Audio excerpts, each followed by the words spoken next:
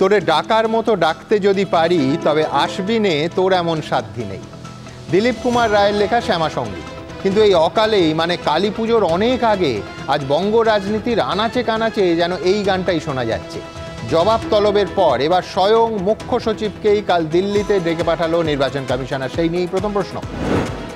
অফিসারদের সাসপেনশন ও এফআইআর নিয়ে রাজ্য কমিশনের সংঘাত চরমে। দিল্লিতে তলব মুখ্য সচিবকে, হাজির হতে হবে আগামীকাল বিকেল 5টার মধ্যে। কমিশনের নির্দেশ না মানায় এবার কি কড়া ব্যবস্থার মুখে পড়তে হবে রাজ্যকে? দ্বিতীয় প্রশ্ন।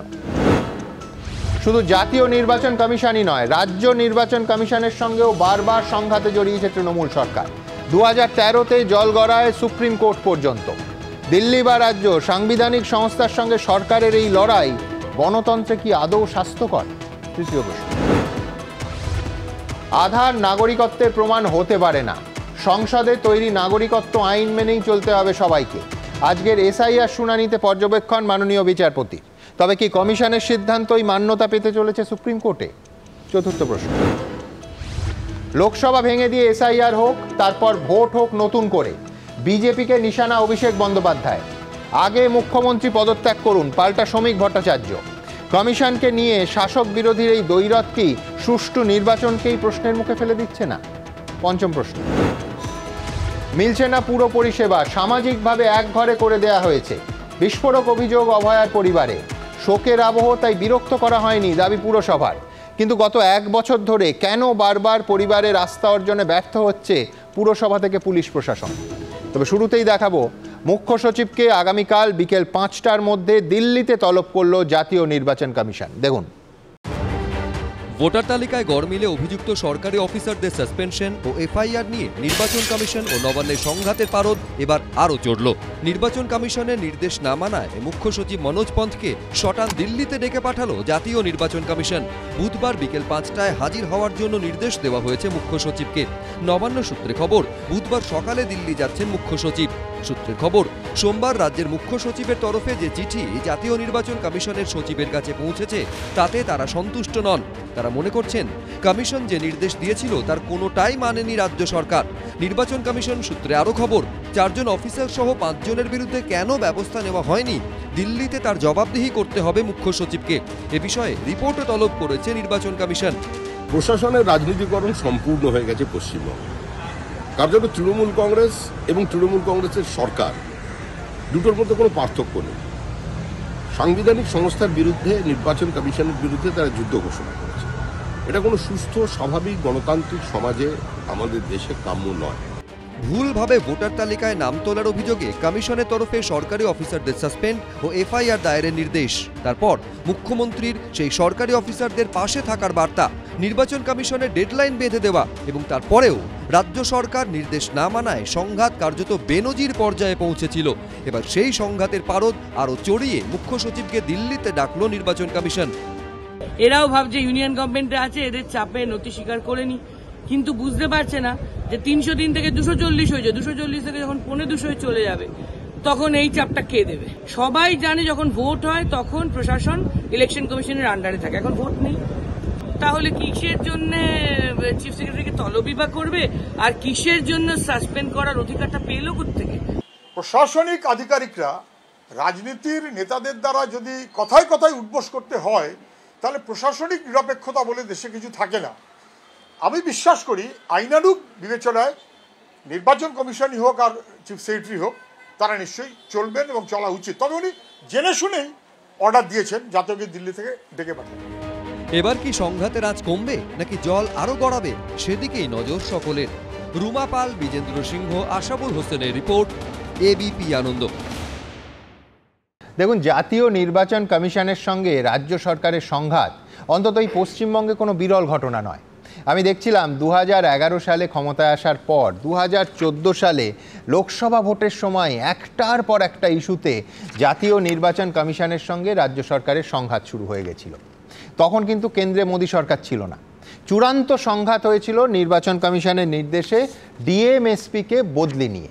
কিন্তু 2025 সালে আজকের এই সংঘাতে যেটা নজিরবিহীন, সেটা হলো এই সংঘাত এখনই এমন চরম পর্যায়ে পৌঁছেছে যেটা কিন্তু এই রাজ্যে এমনকি গোটা দেশে কখনো হয়েছে বলে আমাদের অন্তত জানা নেই। এখানেই আমাদের প্রশ্ন থাকবে, ভোটের কমপক্ষে 8 মাস আগে এবং এ রাজ্যে এসআইআর শুরু হওয়ার আগে যদি এই সংঘাত এই রকম একটা চরম জায়গা নেয় তাহলে কি হতে চলেছে? আজ আমার প্রথম বক্তা তৃণমূল কংগ্রেসের আইটি সেলের প্রধান দেবাংশু ভট্টাচার্য। প্রথমেই এবিপি আনন্দের সকল দর্শককে শুভ সন্ধ্যা জানাই। দেখুন, এই বিষয়টা তো নতুন নয়। অ্যাডমিনিস্ট্রেশনকে ডিস্টার্ব করা 2021 সাল পরবর্তী সময় থেকে বিশেষভাবে ভারতীয় জনতা পার্টি এবং তার শাখা সংগঠনগুলোকে দিয়ে তারা কন্টিনিউয়াস করিয়ে চলেছেন। না দেবাংশু, আমি যে উদাহরণটা দিয়ে শুরু করলাম তখন মোদী সরকার আসেইনি, 14 সময় চূড়ান্ত সংঘাত হয়েছিল। সমস্ত রাজ্য সরকার কেন্দ্র সরকারগুলোর মধ্যে মাঝে মাঝে ইস্যু ভিত্তিক বিরোধিতা এর আগেও বহুবার রয়েছে। বামফ্রন্ট যখন রাজ্যে ক্ষমতায় ছিল বহুবার কেন্দ্রের তৎকালীন কংগ্রেস সরকারের সাথে হয়েছে। না, এটা সরকার না, এটা নির্বাচন কমিশনের সাথে। নির্বাচন কমিশনের সাথে হয়েছে, কেরালার গভর্নমেন্টের সাথে হয়েছে, পাঞ্জাবের গভর্নমেন্টের সাথে হয়েছে, প্রচুর এক্সাম্পল আছে। আমি আপনাকে বলছি, এই যে অ্যাডমিনিস্ট্রেশনকে ডিস্টার্ব করা, এইটা তো উদাহরণ তো প্রথম নয়। এর আগে আলাপন বন্দ্যোপাধ্যায় ইস্যু তো আমরা কেউ ভুলে যাইনি। বিধানসভা নির্বাচনের পর আলাপন বন্দ্যোপাধ্যায়কে হঠাৎ করে দিল্লিতে ডেকে পাঠানো, এই সমস্ত ব্যাপারগুলো তো আমরা ভুলে যাইনি। এখন আবার এই কেসটা কেন করা হচ্ছে শুধু একটাই কারণে। আমি আবার বলছি, শুভেন্দু অধিকারী বিহারে এসআইআর এর বিষয় নিয়ে যখন বক্তব্য রাখছিলেন তিনি স্পষ্ট করে বললেন যে ওখানে কিন্তু 200 গ্রেফতার হয়েছে, এখানেও গ্রেফতার হবে, ওখানে এতগুলো এফআইআর হয়েছে, এখানেও হবে। শুভেন্দু অধিকারী সেই কথাটি রিফ্লেকশন পরবর্তীকালে নির্বাচন কমিশনের মধ্যে দেখা গেল যে বাংলার কিছু অফিসারদের এগেনস্টে এরকম তদন্তমূলক ব্যবস্থা করার জন্য জোর দেওয়া হলো। আমাদের রাজ্য সরকারের তরফ থেকে যে চিঠিটা ইলেকশন কমিশনারকে লেখা হয়েছিল সেখানে স্পষ্ট করে কতগুলো কথা বলা ছিল। 1 নম্বর কথা বলা হয়েছিল যে আমরা ডিটেইলড ইনভেস্টিগেশন শুরু করেছি। 2 নম্বর কথা বলা হয়েছিল যে অনেক সময় এই যে অফিসাররা থাকেন তাদের প্রচুর রোল থাকে সরকারি কাজে, তার সঙ্গে যখন ইলেকটোরাল রোলের কাজ যুক্ত হয় এবং নির্বাচনের সময় নির্বাচন স্পেসিফিক কাজ যুক্ত হয় যেগুলো খুব কম এবং টাইম বাউন্ড পিরিয়ডের মধ্যে কমপ্লিট করতে হয়, সেগুলো করতে গিয়ে অনেক সময় অনেক অফিসারকে তাদের সাবঅর্ডিনেটদের ওপর ভরসা করতে হয়, বিশ্বাস করতে হয়, যেটা স্পষ্ট করে লেখা রয়েছে।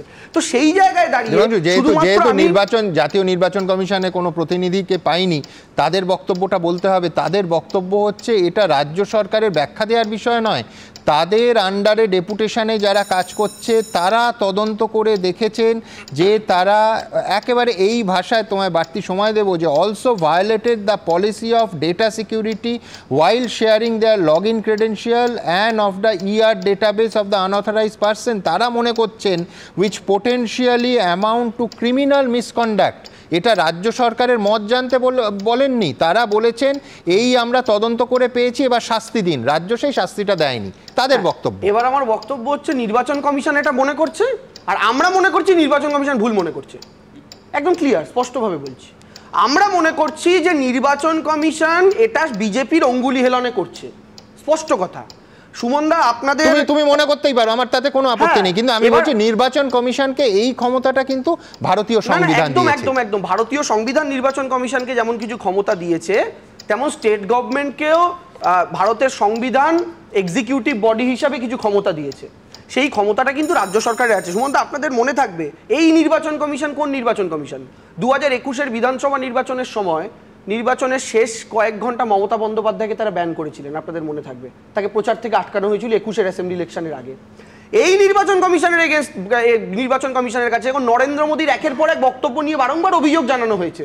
2024-এর লোকসভা বলুন, 2019-এ পুলওয়ামায় শহীদদের নামে ভোট চাওয়া বলুন, যেটা সম্পূর্ণ অসাংবিধানিক, কেউ করতে পারে না, তখন সেই নির্বাচন কমিশন একটাও স্টেপ নেয়নি। তো যে নির্বাচন কমিশন দেশের প্রধানমন্ত্রীর বিরুদ্ধে স্টেপ নিতে ভয় পায় নিজেকে নিরপেক্ষ বলা সত্ত্বেও, অথচ তিনি তখন প্রধানমন্ত্রী নন, একটা দলের ক্যান্ডিডেট কেবলমাত্র, মমতা বন্দ্যোপাধ্যায়ের বিরুদ্ধে বা অন্য বিরোধী দলের বিরুদ্ধে স্টেপ নিতে তারা দুবার ভাবেন না, তাদেরকে আমরা নিরপেক্ষ সংস্থা কিভাবে মনে করতে পারি? আর রাজ্য সরকারের চিঠিতে স্পষ্ট কাউকে ডিফেন্ড করা হয়নি, স্পষ্ট বলা রয়েছে যে আপনারা যে ইনভেস্টিগেশন করেছেন আপনাদের মতো ইটস ওকে, কিন্তু আমাদের তরফে একটা ডিটেইলড ইনকোয়ারি করার দরকার রয়েছে, যেটা আমরা অলরেডি করেছি। এবং এই যে অভিযুক্ত ব্যক্তিরা তাদেরকে অলরেডি এই নির্বাচনের এনরোলমেন্ট সংক্রান্ত কাজ থেকে সরানো হয়েছে, ওই ডিউটি থেকে সরানো হয়েছে। তো এটা তো বলা হয়েছে।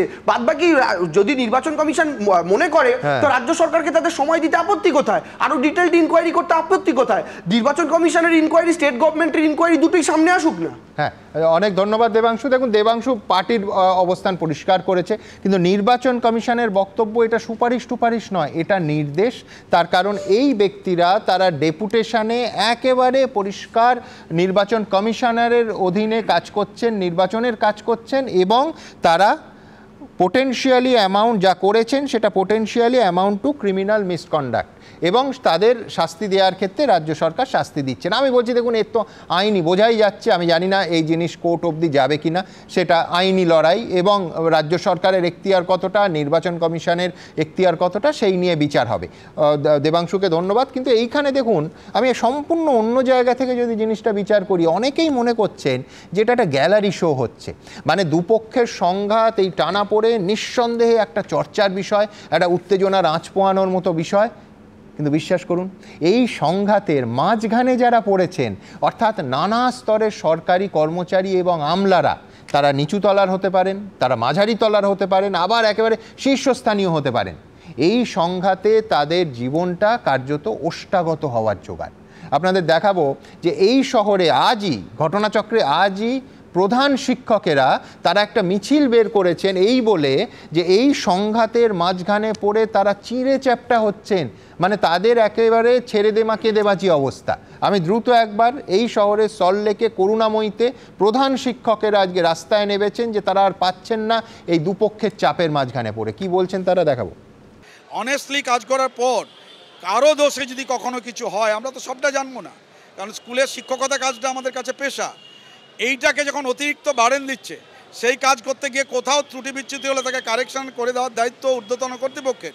এবং সেটা যদি না হয় তাহলে পরে কি দাঁড়াবে, যে আমরা স্যান্ডউইচড হয়ে যাব। কেন্দ্র একরকমের বলছে, রাজ্য একরকমের বলছে, ইলেকশন কমিশন যখন বলছে তারা কাউকে ছাড়বে না বলছে, আবার রাজ্যের থেকে বলা হচ্ছে কারোরই কিছু করতে দেবে না, আবার একজনও যাতে ভোটার তালিকা থেকে বাদ না যায়। এই যে নানান ইস্যুগুলো সামনে আসছে, যেটা নিয়ে আমরা আতঙ্কগ্রস্ত, চিন্তিত এবং স্তম্ভিত হচ্ছে, এই ধরনের কাজ কিন্তু আগে কখনো হয়নি। নিজের বুথে গিয়ে কাজ করতে হবে। সবথেকে বড় সমস্যা হচ্ছে এখানেই, নিজের বুথে গিয়ে আপনি যাদেরকে চেনেন তাদের সঙ্গে বিএলও ডিউটি করাটা কিন্তু একটু সমস্যা। আমি বিশেষ ব্যাখ্যা করব না, সমস্যা রয়েছে। অবশ্যই পলিটিক্যাল কারণ থাকবেই, চাপ থাকবেই।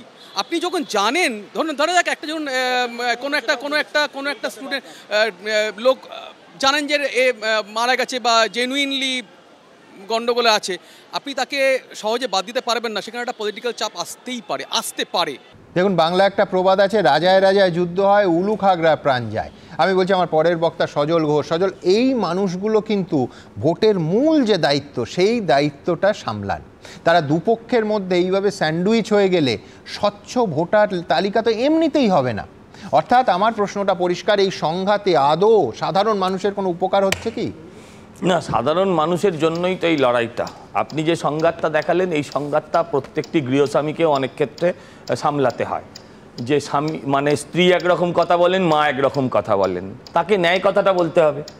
এখানে বিষয়টা হচ্ছে সংঘাতের কি আছে, কেউ যদি বুঝতে পারছেন, কেউ বুঝতে পারছেন, সাধারণ দর্শক বুঝতে পারে, আপনার জন্য শুধু নয়, আমি এই কথাটা তুলেছি। আমার বক্তব্য হচ্ছে আপনি আইন মেনে চলবেন। আপনি বুঝতে পারছেন যে এই মানুষটা মৃত ভোটারের নামে ভোট দিতে এসছে, তাহলে তাকে আপনি রাজনৈতিক চাপের কাছে যদি বশ্যতা স্বীকার করে আপনি যদি তাকে ভোট দিতে যান, তাহলে আপনি অনৈতিক কাজ করলেন। হয়তো অনৈতিক কাজটা অন্যর কাছে ফোর্সড হয়ে করলেন, বাধ্য হয়ে করলেন, কিন্তু তার দায়ভার তো আপনাকেই নিতে হবে। তার দায়িত্ব তো আপনি এড়াতে পারেন না, কারণ তার জন্য আপনি দায়িত্বপূর্ণ, আপনাকে দায়িত্বটা পালন করতে হবে। তাতে যদি আপনার উপর আক্রমণ হয়, সেটা সরকার সামলাবে, সরকারের দায়িত্ব তাকে রক্ষা করা। এটা কি বাস্তবতা? ধরো বুথে যে সরকারি অফিসার থাকে তাকে সরকার সামলায়, কথা বলেছেন, ক্যাডারদের হাতে মার খান তিনি। না, বাস্তবতা এটা নয়। তার কারণ এই রাজ্যের মুখ্যমন্ত্রী যখন মমতা ব্যানার্জি বা জ্যোতি বসুরা হয়, তখন বাস্তবতা নয়। আমার তো গুজরাটে এরকম হয় না, গুজরাটে তো এরকম কত মিছিল বেরোয় না, রোজ তো গুজরাটকে গালি দেন। উত্তরপ্রদেশ এত ভায়োলেন্ট রাজ্য, সেখানে তো এই ধরনের অভিযোগ আসে না, সেখানে তো এই ধরনের মিছিল করে বলে না। আসল দেখুন, পুরো এসআইআরটা হচ্ছে মমতা ব্যানার্জির নিজের খোঁড়া কবর। আজ সেখানে নিজেই গিয়ে পড়েছেন। ফেব্রুয়ারি মাসে তিনিই দাঁড়িয়ে বলেছিলেন, এই দেখো দুটো এপিক কার্ড, এই এপিক কার্ডে একই নাম্বার, হ্যাঁ এই রাজ্যে একরকম হচ্ছে, ওই রাজ্যে একরকম, তাহলে ফাটিয়ে দিয়েছিল। এই কংগ্রেসের পুরনো সিম্বলের লোকেরা যারা আছে আর কি, হ্যাঁ তারা ফাটিয়ে দিয়েছিল সেই সময়। আমার বক্তব্য হচ্ছে, আপনারা আমাকে বুঝিয়ে বলুন, আজকে এসআইআরটা তখন থেকেই তো কেন্দ্রীয় সরকার বা নির্বাচন কমিশন নড়ে চড়ে বসলো। সেই তখন কি হয়েছিল, একদল বাড়ি বাড়ি গিয়ে নিজেরাই ইন্সপেকশন শুরু করলো যে ভোটার লিস্ট দেখবো, আর একদল চলে গেল নির্বাচন কমিশনের দপ্তরে। আজকে তাদের কথার ভিত্তিতেই তো হচ্ছে। মমতা ব্যানার্জি কি বললেন, ইন্দোরে বললেন যে আমাদের কিছু আছে, ওই আমাদের কিছু ভিডিও আছে, তারা অন্য দলের কাছ থেকে রসগোল্লা খেয়ে এই সমস্ত বেআইনি কাজগুলো করে, বলেননি? আজকে তো সেই অফিসারদেরই তো চিহ্নিত করে দিয়েছে। মমতা বন্দ্যোপাধ্যায় যে বক্তব্যগুলো রেখেছিলেন সেই বক্তব্যগুলো কড়ায় গন্ডায় আজকে ইলেকশন কমিশন তারা বুঝিয়ে দিচ্ছে হিসেব। তো এখন আপনি বলছেন যে মানবো না। আমি কালকের আপনার একটা ইন্টারভিউ এখানে ঘন্টাখানেকটা শুনছিলাম, তাতে আপনারা বলছেন যে কোনো স্টেপ নেয়নি। আমি বলছি মমতা বন্দ্যোপাধ্যায় যথেষ্ট স্টেপ নিয়েছেন, যথেষ্ট স্টেপ ডাউন করেছেন। উনি এর আগের দিন বললেন আমরা মানবো না, কিসের জন্য মানবো, কোন আইন বলে মানবো? চিঠিতে নির্বাচন কমিশনকে কি সে কথা লিখলেন? সে কথা লিখলেন না, লিখলেন যে আমরা দুজন লোককে সরিয়ে রাখলাম, এই কাজ থেকে বিলম্বিত করলাম। সেটা যথেষ্ট অপমানজনক নয়? না না, এটা তো অপমানের প্রশ্ন নয়, কিন্তু লিখলেন না কোন ধারা কোন আইনে। 5 জনের মধ্যে একজন এমনিতেই অস্থায়ী কর্মী, তাকে সরানো না সরানো ইমেটেরিয়াল, বাকি 4 জনের মধ্যে একজনকে শুধু ডিউটি থেকে সরিয়ে দিয়েছেন। আর সজল, ইসি কি বলেছিল? ইসি বলেছিলেন যে এক হচ্ছে বিভাগীয় তদন্ত শুরু করতে হবে, সাসপেন্ড করতে হবে এবং এফআইআর করতে হবে। তিনটের একটা স্টেপও মানা হয়নি। মানেনি তো। মমতা ব্যানার্জি কি বলেছিলেন যে কোন অধিকার বলে, যেটা দেবাংশু এখনই বললো যে এখনো এমসি চালু হয়নি, এখন একজন বলেছিলেন একজন সরকারি কর্মচারীরও শাস্তি হয়নি, হয়নি কিন্তু না হয়নি, কিন্তু একজনকে হলেও নির্বাচনী কাজ থেকে যদি আপনি তাকে সরিয়ে নেন, আপনার 1 ইঞ্চি হলেও পেছনে আসা, এটাই প্রমাণ করে আগামী দিন উনি পুরোটাই পেছনে যাবেন। আর একটু সময় আমি নিই, সেটা হচ্ছে শুভেন্দু অধিকারী বলেছিল 200 অ্যারেস্ট হবে। আমি বলছি কালকে সূর্য পূর্ব দিকে উঠবে। কালকে সূর্য যদি পূর্ব দিকে ওঠে আপনি কি বলবেন আমার কথাই উঠেছে? এটা তো স্বাভাবিক যে বিহারে 200 অ্যারেস্ট হয়েছে বেআইনি কাজ করেছে বলে। সাবধান করেছিলেন যে আপনারা বেআইনি কাজ করবেন না, তার ফলে আজকে হেড স্যারেরা মিছিল করেছেন। হ্যাঁ, বলছে নির্বাচন কমিশনের লোকেরা সিপিএম এর হয়ে কাজ করে। কে বলতো এই কথা? তো আজ থেকে 14-15 বছর আগে মমতা ব্যানার্জি নিজে বলতেন। আজকে কেন এই কথা থেকে পিছিয়ে আসছেন? আমি বলছি মমতাকে ব্যান করা হয়েছিল, ভুলে যাবেন না, দিলীপ ঘোষকেও ব্যান করা হয়েছিল। আমি বলছি যে সজলদা শুরু করলি স্বামী স্ত্রীর ব্যাপার দিয়ে, তো আমি যে এখন এই স্বামী স্ত্রী সংসার এটাতে কোনটা আমি বলছি না, সজলদার কথা শুনে বড়দের থেকে তো শিখতে হবে, অভিজ্ঞতা আগে থেকে অর্জন করে রাখতে হবে। এখন বলছি আমি বলছি সুমনদা, সেটা হচ্ছে এখন এখানে স্বামীর রোল ভারত সরকার আর স্ত্রীর রোল নির্বাচন কমিশন প্লে করছে কিনা একই সংসারের মধ্যে থেকে আমরা সেটা বলতে পারছি না। কিন্তু যেটা বক্তব্য সেটা হচ্ছে দেখুন কোড অফ কন্ডাক্ট জারি হলো, যেটা মমতা বন্দ্যোপাধ্যায় বলছেন, কোড অফ কন্ডাক্ট জারি হওয়ার পর নির্বাচন কমিশনের আওতায় সবটা থাকে। দেখুন মূল যে অফিসাররা থাকে যারা জেলা চালান বা বিভিন্ন জায়গায় কাজ করেন, তাদের প্রায় অধিকাংশই কিন্তু নির্বাচন সংক্রান্ত কাজে ঢুকে যান বিশ্বাস করো এই গোটা বিতর্কটা না তুমি যে জায়গাটা ধরছো সেইখান থেকেই শুরু হয়েছে। নির্বাচন কমিশনের বক্তব্য, নির্বাচনের নোটিফিকেশন বা কোড অফ কন্ডাক্ট চালু হওয়ার সঙ্গে এর কোনো সম্পর্ক নেই।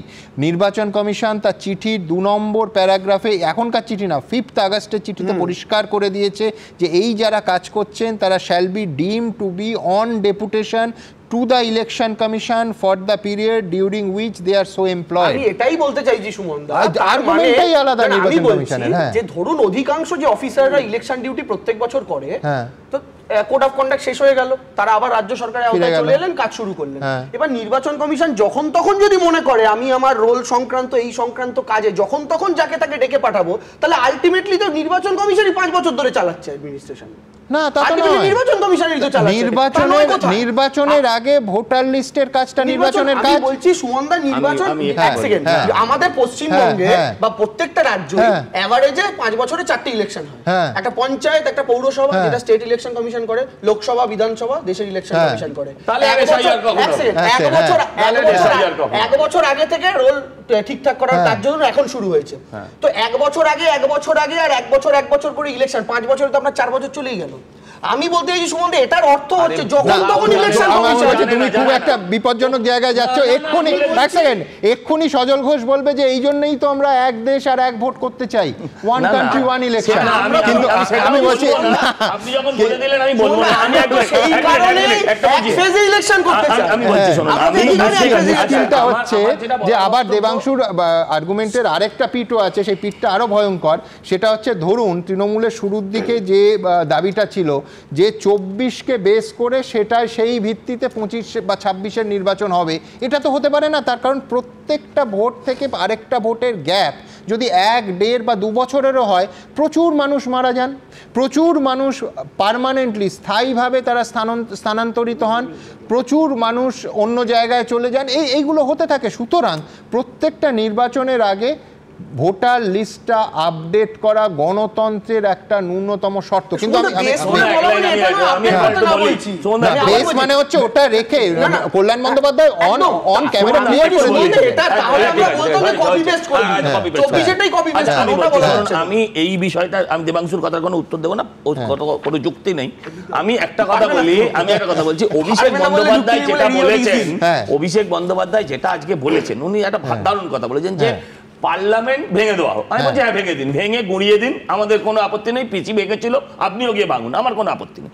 আমার বক্তব্য হচ্ছে যে উনি বলেছেন সরকার ভেঙে দিয়ে তারপর এখানে SIR করা হোক সারা দেশে। আমি বলছি তার স্যাম্পল টেস্টটা পশ্চিমবঙ্গ দিয়ে শুরু হোক, যে এখানেও সরকারটাকে ভেঙে দিয়ে, কারণ এটা শেষের মুখে, তো এই সরকারটাকেও ভেঙে দিয়ে এখানে প্রেসিডেন্সিয়াল রুল করে করুন। আমি বলছি আপনারা স্যাম্পল হিসাবে নিলেন বিহার, আগামী বছর নির্বাচন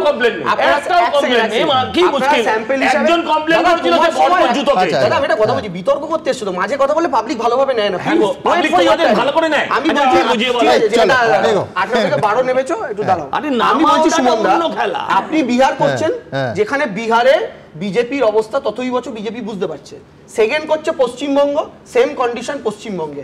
আমাদের বক্তব্য সুমনদা খুব একদম প্রথম দিন আপনার যুক্তিতক্কে এসে এই কথা আমি বলি যে যদি 2024 লোকসভার আগে তাহলে ভারত সরকার করলো না কেন? আমার কথা এই ভোটার রোলটা যদি মনে হয় এতে ডুপ্লিসিটি রয়েছে, এই রয়েছে, ওই রয়েছে, বা ভুয়ো ভোটার বা বাংলাদেশি ঢুকে রয়েছে, আরে এই বাংলাদেশি সোকাল যদি ভোটার থেকে থাকে তাতে তো এই কেন্দ্র সরকারটাও তৈরি হয়েছে। আমি সায়নদীপের কাছে যাব, কিন্তু হ্যাঁ আমি বলছি এই একই আর্গুমেন্ট আজকে অভিষেক বন্দ্যোপাধ্যায় তিনিও বলেছেন এবং পাল্টা জবাব দিয়েছেন শ্রমিক ভট্টাচার্য। এই বলতে বলতে শুধু সজল বলল বলে, আর এটাও একটা বিস্ময়কর, জানেন সত্যি এই রহস্যের উত্তর কেন এটা হচ্ছে আমার কাছে নেই। সেটা হচ্ছে যে ধরুন ইলেকশন কমিশন অফ ইন্ডিয়া প্রতিদিন বিহারে SIR নিয়ে একটা ডেইলি বুলেটিন প্রকাশ করে। আমি বলছি 12 দিন পর, 13 দিন হতে চললো, 13 দিন পরেও দেখা যাচ্ছে কমপ্লেন, মানে যেটা BLA-রা অর্থাৎ রাজনৈতিক দলের যে এজেন্টরা ছিলেন, যারা হাতে কলমে কাজটা করেছেন BLO-দের সঙ্গে, তাদের তো কমপ্লেন থাকা স্বাভাবিক। বিশেষ করে যেখানে 65 লক্ষ নাম বাদ গেছে, তাদের 12টা স্বীকৃত দল আছে বিহারে, তার ভেতর CPIM থেকে শুরু করে ভারতীয় জনতা পার্টি থেকে সবাই আছে।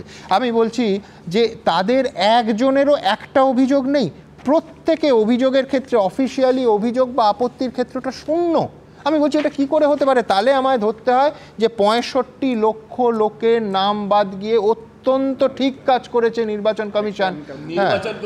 আমি বলছি দেখাও না, আচ্ছা আমি বলছি এটা অবশ্যই সজলেরটা বিবেচনা করা উচিত। যদি আমি বলছি আজকে 13 দিন হয়ে 1 মাস পরেও দেখা যায় যে এটা শূন্য আছে, এরাম নয় তো যে সব কটা রাজনৈতিক দল তথ্য প্রমাণ জোগাড় করে পরে শেষের দিকে চমক দেবে। কিন্তু আমি বলছি এখনো পর্যন্ত এটা একটা ধাঁধা, তার কারণ এতে সংসদ অচল থাকছে, দিনের পর দিন আমাদের জনপ্রতিনিধিরা সংসদে যাচ্ছেন, অচল থাকছে, আন্দোলন হচ্ছে, কিন্তু এখনো পর্যন্ত অফিসিয়ালি ইলেকশন কমিশন অফ ইন্ডিয়াকে কেউ তাদের কমপ্লেন জমা দিচ্ছেন না। আমি জানি না, আমি আসবো, কিন্তু তার আগে এই যে বিতর্কটা ইতিমধ্যেই যে অভিষেক বন্দ্যোপাধ্যায়ের সেই থিওরিটা যে যদি ভুয়ো ভোটার নিয়েই 2024 হয়ে থাকে তাহলে সবটাই ভেঙে দেওয়া উচিত, পাল্টা শ্রমিক ভট্টাচার্য বলছেন শুরু হোক পশ্চিমবঙ্গ থেকে। এই টানাপোড়েনের ছবিটা এইবার পরের প্রতিবেদনে। সোমে হাই ভোল্টেজ নির্বাচন কমিশন অভিযান, মঙ্গলে ফের প্রতিবাদ, ভোটার তালিকার বিশেষ সংশোধন নিয়ে উত্তাল দিল্লি।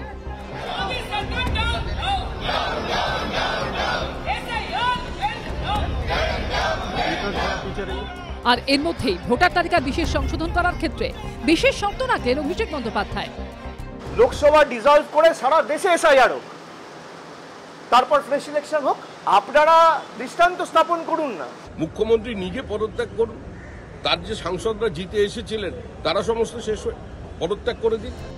তৃণমূল বারবার দাবি করছে 2024-এর ভোটার তালিকায় যদি গড়মিল থেকে থাকে তাহলে তার উপর ভিত্তি করে ভোটে জিতে ক্ষমতায় আসা নরেন্দ্র মোদীর সরকারও অবৈধ।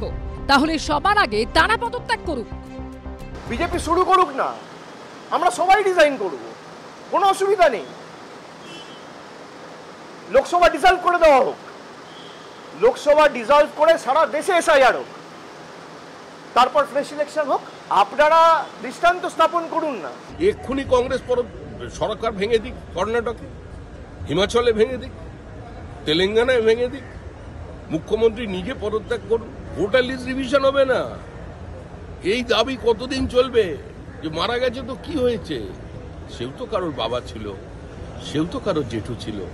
একটা মানবিক মুখ নিয়ে কি তার নামটা ভোটার লিস্টে রেখে দেওয়া যায় না? কতদিন চলবে এই নাটক? এদিনও সংসদের বাইরে ভোটার তালিকা বিশেষ সংশোধনের প্রতিবাদে সরব হয় ইন্ডিয়া জোট। ये नेशनल लेवल पे किया जा रहा है, सिस्टमैटिकली किया जा रहा है। पहले सबूत नहीं था, अब क्लियरली सबूत है। अभी पिक्चर बाकी है। बेसलेस कांग्रेस ब्रेनलेस बंद होती जा रही है, जिसमें कि जिसका जनाधार जो है सिमटता जा रहा है, लेकिन अहंकार जो है वो सिर चढ़ के बोल रहा है। সব মিলিয়ে ভোটার তালিকায় বিশেষ সংশোধন নিয়ে বিতর্ক চাপানুতরের শেষ নেই। বিজেন্দ্র সিংহ, ব্রতদীপ ভট্টাচার্য ও রঞ্জিত সাউয়ের রিপোর্ট, এবিপি আনন্দ। দেখুন, একটা জিনিস পরিষ্কার, আমাদের দেশে যারা ক্ষমতায় থাকেন তারা কিন্তু সহজে নির্বাচন কমিশনের অথরিটিটা মেনে নিতে চান না। সংবিধান প্রদত্ত যে বিপুল ক্ষমতা, সুপ্রিম কোর্টের একাধিক রায়ের ভাষায় ওশান অফ পাওয়ার এ দেশের নির্বাচন কমিশনকে দেয়া হয়েছে, সেটা রাজনীতিবিদরা সহজভাবে মানেন কোথায়? সংবিধানের ওপর হাত রেখে যারা শপথ নিয়েছেন তারাই এই সাংবিধানিক সংস্থাকে সব থেকে বেশি আক্রমণ করে। সায়নদীপ এক্ষুনি হয়তো মমতা বন্দ্যোপাধ্যায়ের উদাহরণ দেবেন, আর একটু পিছিয়ে গিয়ে মনে থাকলে হয়তো ও বলবে যে নরেন্দ্র মোদীও দেশের এক মুখ্য নির্বাচন কমিশনারকে ধর্ম নিয়ে একাধিকবার ইঙ্গিত করেছিলেন, কিন্তু তখন প্রধানমন্ত্রী ছিলেন না, গুজরাটের মুখ্যমন্ত্রী ছিলেন। কিন্তু আরও একটু পিছিয়ে গেলে সায়নদীপ দেখবে যে জ্যোতি বসু টিএন সেশনকে মেগালোম্যানিয়াক বলেছিলেন, এমনকি ম্যাড ডগ, পাগলা কুকুরের সঙ্গে তুলনা করেছিলেন। এখন কথা হলো, আজকের এই বিতর্কে সায়নদীপ রাজ্যে এবং সুপ্রিম কোর্টে বামেদের অবস্থান কি? আমি সুমনদা প্রিজনার্স অফ দ্য পাস্ট হতে চাই না, বর্তমানেই থাকতে চাই। প্রথম কথা হলো যে রাজায় রাজায় যুদ্ধ হয়, আপনার কথা ধার নিয়েই বলতে হবে, উলুক আগ্রার প্রাণ যায়। আমাদের দেশের মানুষের এখন সংবিধান স্বীকৃত অধিকার বলতে যেটুকু এসে ঠেকেছে সেটা হলো শুধুমাত্র ভোটাধিকার, একজন মানুষের একটা ভোটাধিকার, সেটাও আজকে কার্যত বিপন্ন। এসআইআর এর নাম করে নির্বাচন কমিশন ভোটারদের নাগরিকত্ব যাচাই করছে। আমাদের প্রতিবাদটা, নীতিগত অবস্থানটা এখানেই বিরোধিতা।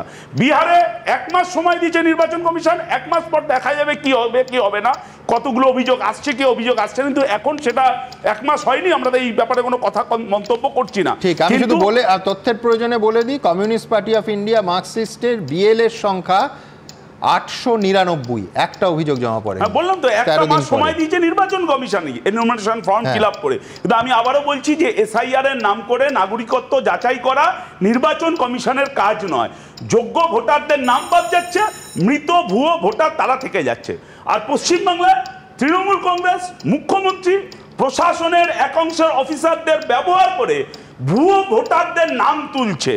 পাসওয়ার্ড, আইডি, এত গোপনীয় ব্যাপার নির্বাচন কমিশন তাদের দিয়েছে, সেটা ইধার উধার করছে।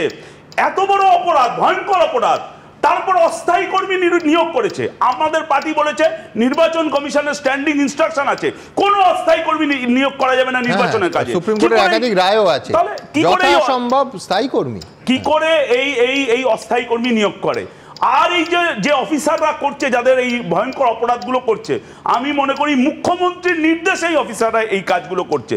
মুখ্য সচিবের বদলে মুখ্যমন্ত্রীকে নির্বাচন কমিশনের ডাকা উচিত এবং যা শাস্তি দেওয়ার সেই শাস্তি দেওয়া দরকার। এই মুখ্য সচিব কালকে যাবে, ও তো মুখ্যমন্ত্রী সেখানেও বুলিয়া ওড়াবেন।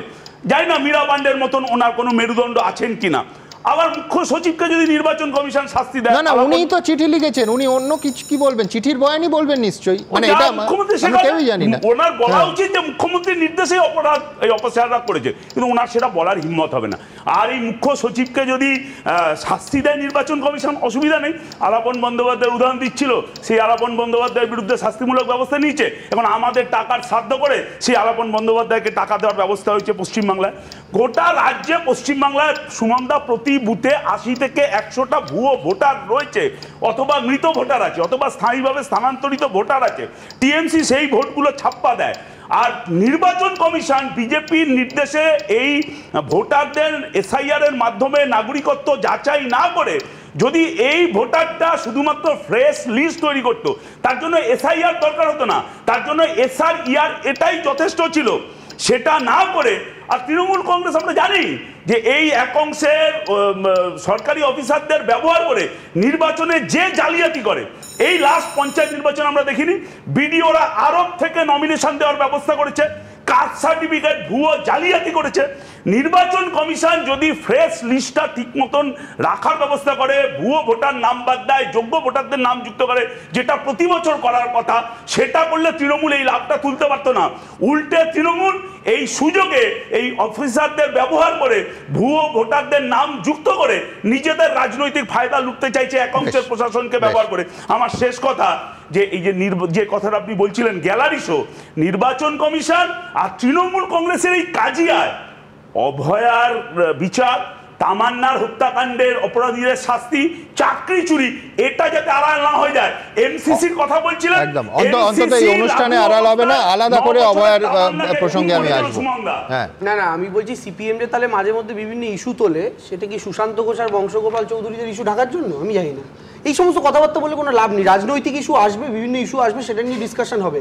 এবং এই যে আলোচনাটা চলছে, এই যে ইলেকশন কমিশনের সাথে গোটা শুধু পশ্চিমবঙ্গে নয়, আজকে দেশের সমস্ত বিরোধী সাংসদ তারা পার্লামেন্টে যে দেখা করতে যাচ্ছে, তাদের সিপিএম নেই, তাদের বামপন্থীরা নেই, ওটাও করছে বাংলার ওভার ইস্যু ঢাকার জন্য। সিপিএম শুধু আছে না, তোমাদের পাশেই আছে, আমি ওটাই তো কাঁধে কাঁধ মিলিয়ে আছে, এটাই তো বিষয়। আজকে সিপিএম কেন্দ্রীয় স্তরে বুঝতে পারছে, সিপিএম কেন্দ্রীয় স্তরে বুঝতে পারছে, কারণ তাদেরও কেরালার মতো একটা স্টেট চালাতে হচ্ছে। বাংলার সিপিএম ওটা বুঝবে না, কারণ ওরা এখানে 3 নম্বর পার্টি, ওদের কিছু যায় আসে না ভোটার লিস্ট কি হলো না হলো, কারণ ওরা হলেও শূন্য পাবে, না হলেও শূন্য পাবে। কিন্তু প্রবলেমের জায়গাটা অন্য জায়গাতে, যেটা সিপিএম বুঝতে পারছে। অনেক ভাষণ শুনলাম, চ্যারিটি বিগিনস অ্যাট হোম। তুমি অভিষেক ব্যানার্জিকে বলো যে নিজে পদত্যাগ করে ওখানে আবার একটা ভোট দিতে। 7.5 লক্ষ ভোটে অভিষেক ব্যানার্জি কি করে যেতে? নির্বাচন কমিশনকে যেভাবে অভিষেক ব্যানার্জি ছাপ্পাবাজি করেছে, নির্বাচন কমিশন যদি ভোট চুরি করে, এখানে তৃণমূল অভিষেক ব্যানার্জি কি ধোয়া তুলসী পাতা? ওখানে দাঁড়িয়ে অভিষেক ব্যানার্জি না। আমি বলছি সিপিএম কটা বুথে রিপোলিং চেয়েছে ডায়মন্ড হারবারে?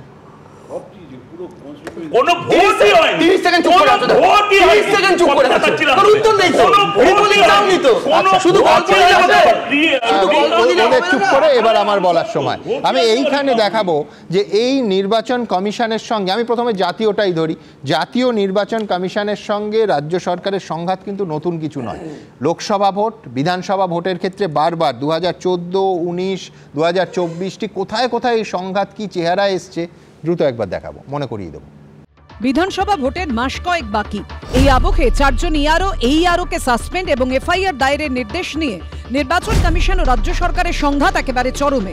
এবারের মতো নজিরবিহীন পর্যায়ে না পৌঁছলেও জাতীয় নির্বাচন কমিশনের সঙ্গে রাজ্য সরকারের সংঘাত এই প্রথম নয়।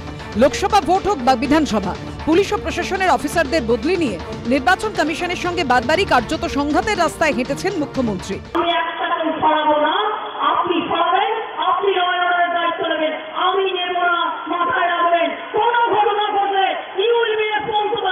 নির্বাচনের আগে কেউ কেউ আসবে, ধমকাবে, চমকাবে, আর নির্বাচন আসছে, নির্বাচন কমিশনের লোকজন আসবে, সেন্ট্রাল ফোর্স আসবে, ওরা আমাদের অতিথি, ওদের যত্ন করবেন যাতে কোনো অসুবিধা না হয়। 2014 লোকসভা ভোটের আগে পক্ষপাতিত্বের অভিযোগে মুর্শিদাবাদের তৎকালীন পুলিশ সুপার হুমায়ুন কবিরকে পদ থেকে সরিয়ে দিয়েছিল নির্বাচন কমিশন। নির্বাচন মিটতেই অবশ্য তাঁকে সেই পদে ফিরিয়ে আনে রাজ্য সরকার। 2016 বিধানসভা নির্বাচনের আগে কলকাতার পুলিশ কমিশনার পদ থেকে রাজীব কুমারকে সরিয়ে দেয় কমিশন। ভোট শেষ হতেই রাজীব কুমারকে ওই পদে ফিরিয়ে আনেন মমতা বন্দ্যোপাধ্যায়। ওই সময় পশ্চিম মেদিনীপুরের তৎকালীন পুলিশ সুপার ভারতী ঘোষকেও সরিয়ে দেয় কমিশন।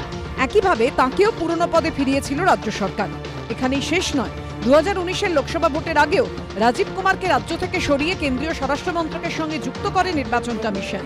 ভোট মিটতেই তাঁকে এডিজি CID-তে ফিরতে নির্দেশ দেওয়া হয় রাজ্য সরকারের তরফে। অনুজ শর্মাকে যখন কলকাতার পুলিশ কমিশনার পদ থেকে সরিয়ে দেয় নির্বাচন কমিশন, ভোট শেষ হতেই অনুজ শর্মাকে ফেরানো হয় সেই পদে।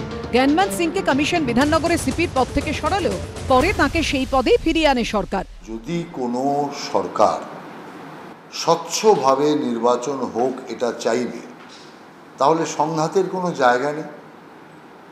যে আধার কার্ড নিয়ে এরা চিৎকার করছে, আজকে তো সেই সুপ্রিম কোর্টও পরিষ্কার বলে দিল যে আধার কার্ডকে এই ভোটার তৈরি করার ক্ষেত্রে মান্যতা দেওয়া যাবে না। এবার ভোটার তালিকায় গরমিলের অভিযোগে নির্বাচন কমিশন সরকারি অফিসারদের সাসপেন্ড এবং তাঁদের বিরুদ্ধে এফআইআর দায়েরের নির্দেশ দিলেও সেই অফিসারদের পাশে দাঁড়ান মুখ্যমন্ত্রী, যা সেই অতীতের পুনরাবৃত্তি বলেই মনে করছেন অনেকে। মুখ্যমন্ত্রীর পছন্দ না হলে তাহেরপুরের ওসি কেন সিপিআইএম জিতেছে 6 ঘন্টার মধ্যে ট্রান্সফার হয়ে চলে যায়? পশ্চিমবাংলার ব্যবস্থাপনা এমন যে মুখ্যমন্ত্রীকে পছন্দ করতে হবে, নাহলে আউট। তৃণমূলকে জেতাতে হবে, নাহলে আউট। যেভাবে হোক জেতাতে হবে, আর যদি জেতাতে না পারো আউট। আর মুখ্যমন্ত্রীর হয়ে যদি কাজ করো, যতই বেআইনি হোক, তার চেয়েও বেআইনি হোক, মুখ্যমন্ত্রী তাদের পাশে। আর বেআইনি ব্যবস্থাপনার ব্যবস্থা চালিয়ে যাওয়ার জন্যই মুখ্যমন্ত্রী বসে আছেন। এটা প্রশাসনিক ব্যাপার, এটা জাতীয় নির্বাচন কমিশনের সঙ্গে রাজ্য সরকারের কমিউনিকেশন। এই মুহূর্তে এর উপর দাঁড়িয়ে দলের তরফে কোনো বক্তব্য নেই। এবার এই সংঘাতের জল আরো কতদূর গড়াবে সেটাই দেখার। আশাবুল হোসেন, উজ্জ্বল মুখোপাধ্যায় ও দীপক ঘোষের রিপোর্ট, এবিপি আনন্দ। দেখুন, আবার বলছি যে তৃণমূল ক্ষমতায় আসার পরেও জাতীয় নির্বাচন কমিশনের সঙ্গে রাজ্য সরকারের বড় সংঘাত একাধিকবার হয়েছে। আমি আলোচনার এই পর্যায়ে দর্শকদের নিয়ে যাব 2014 সালের 6ই এপ্রিল। ঘটনাবলীর অত্যন্ত নাটকীয় পট পরিবর্তন হয়েছিল দুদিনের মধ্যে। একটু ফ্ল্যাশব্যাকে নিয়ে যাই। ইস্যু ছিল যে পশ্চিমবঙ্গের ডিএমএসপিদের সরাতে নির্বাচন কমিশন নির্দেশ দিয়েছিল। মঙ্গলকোটের সভা থেকে 6ই এপ্রিল মমতা বন্দ্যোপাধ্যায় জানিয়ে দিলেন যে একজন অফিসারকেও আমি সরাবো না, একেবারে পরিষ্কার চ্যালেঞ্জ করেছিলেন। দেখুন, আমি যখন এই মিটিংয়ে এলাম, আমি এই মিটিংয়ে এসে শুনলাম আমাদের 5টা এসপিকে বদলির অর্ডার দেওয়া হয়েছে এবং রাজ্যকে না জিজ্ঞেস করে এসপিদের নামও ঠিক করে দেওয়া হয়েছে। আমি একটা অফিসারকে সরাবো না।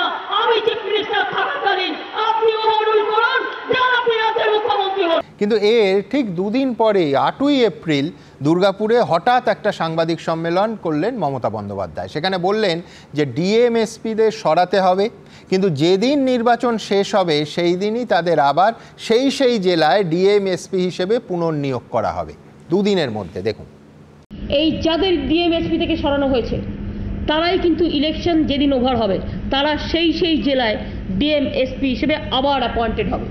ভাবছি এই নতুন ছেলেদের পোস্টিং করলাম, এরা গভর্নমেন্টের বিরোধিতা করবে। আরে ভাই, দে আর মাই অফিসার, এরা তো কিছু করবেই না।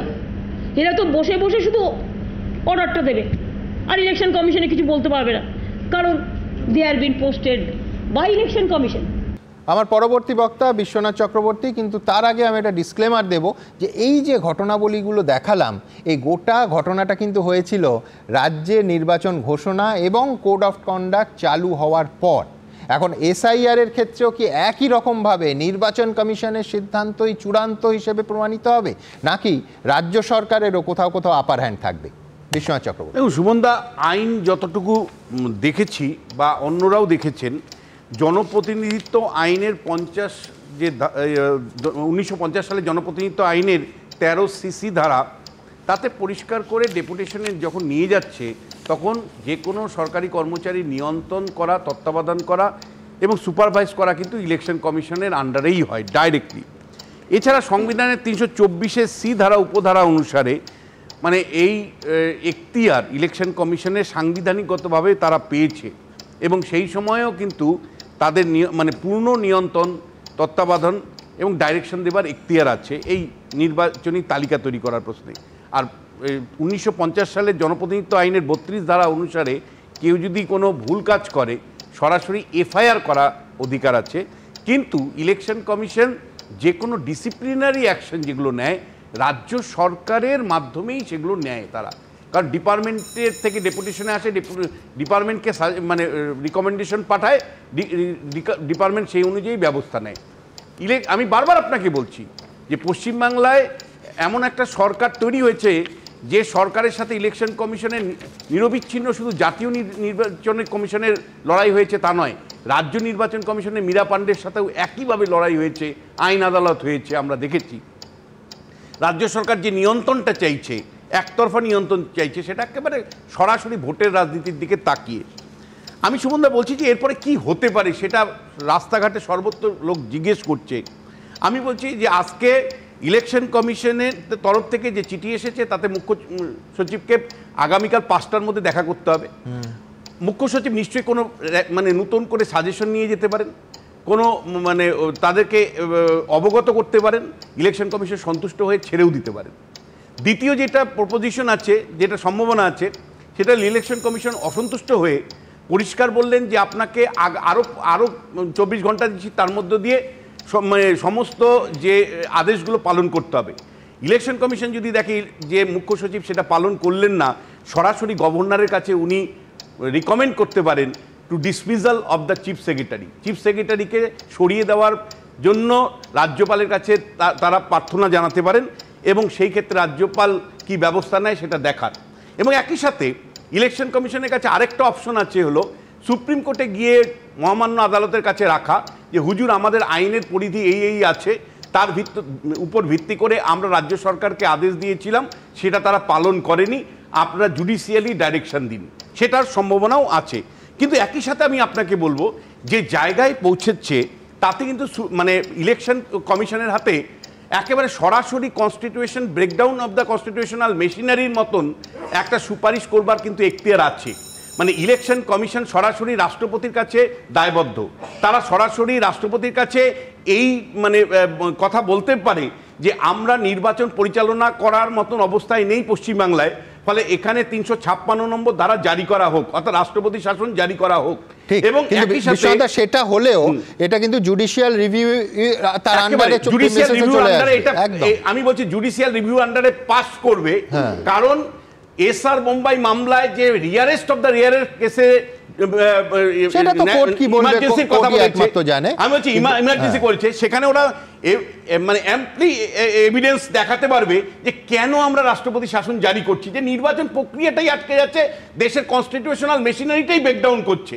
এবং একই সাথে আপনাকে বলছি এইভাবে যদি আবার নির্বাচনের তালিকা তৈরি করতে করতে সময় লাগে, কারণ নির্বাচন পরিচালনা করবার জন্য একটা তালিকা দরকার, সেই তালিকাটাই যদি প্রস্তুত না হয়, ভোটার তালিকা প্রস্তুত না হয়, তাহলে অটোমেটিক্যালি ভোট পিছিয়ে যাবে এবং তাতে রাষ্ট্রপতি শাসন অটোমেটিক্যালি আসবে। কিন্তু আপনার জাস্ট একটা লাস্ট কোশ্চেন দিয়ে আমি বলতে চাই যে দেখুন এইটা প্রায়ই আপনি আমাকে চ্যালেঞ্জ করেন যে বিশ্বনাথ দা মানে ইলেকশন যদি এখানে রাষ্ট্রপতি শাসন হয় মমতা বন্দ্যোপাধ্যায় তো শহীদ হয়ে যাবে, সহানুভূতি পাবেন মানুষ। আমি আপনাকে বলছি আজকে তৃণমূল কংগ্রেসের যে লক্ষ লক্ষ লোক দেখেন না, এটা দলের লোক নয়, সব সরকারের লোক, সরকারের ভোক্তা। আজকে যেই মুহূর্তে সরকারটা চলে যাবে না, এই সরকারের সমর্থক লোকরা মানে কর্পূরের মতন উড়ে চলে যাবে। আমি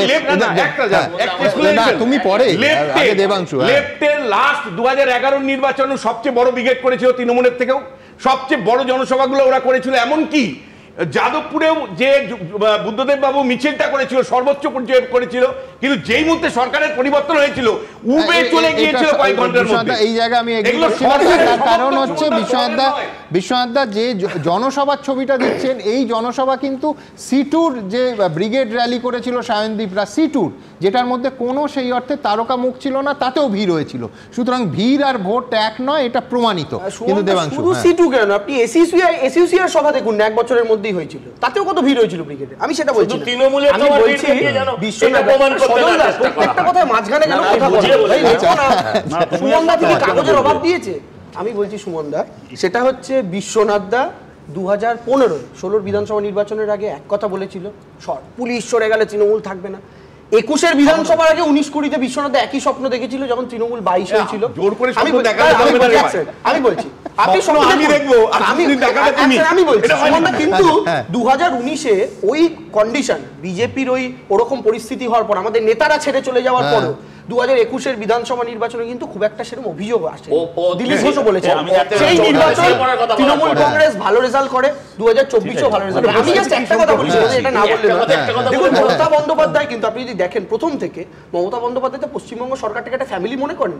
তিনি বারবার তার অ্যাডমিনিস্ট্রেশনের উপর যখনই প্রেশার এসছেন, সেটা আলাপন বন্দ্যোপাধ্যায়ের কেস বলুন বা রাজীব কুমারের কেস বলুন, মমতা বন্দ্যোপাধ্যায় কিন্তু পাশে গিয়ে দাঁড়িয়ে। কিন্তু আমি তার সঙ্গে একটা তথ্য যোগ করি, এক সেকেন্ড না, সেটা হচ্ছে এখনো পর্যন্ত নবান্ন সূত্রের যে খবর, আমি একদম আজকের ঘটনায় আছি, সেটা হচ্ছে মুখ্য সচিব যাচ্ছেন, কাল সকালের ফ্লাইট ধরছেন। কিন্তু এর আগে কেউ মনে করতে পারেন যে এই প্রথম কাউকে ওই পদে বা ওই রকম একেবারে সর্বোচ্চ শীর্ষ কর্তা প্রশাসনের তাকে ডাকা হলো, তা কিন্তু নয়।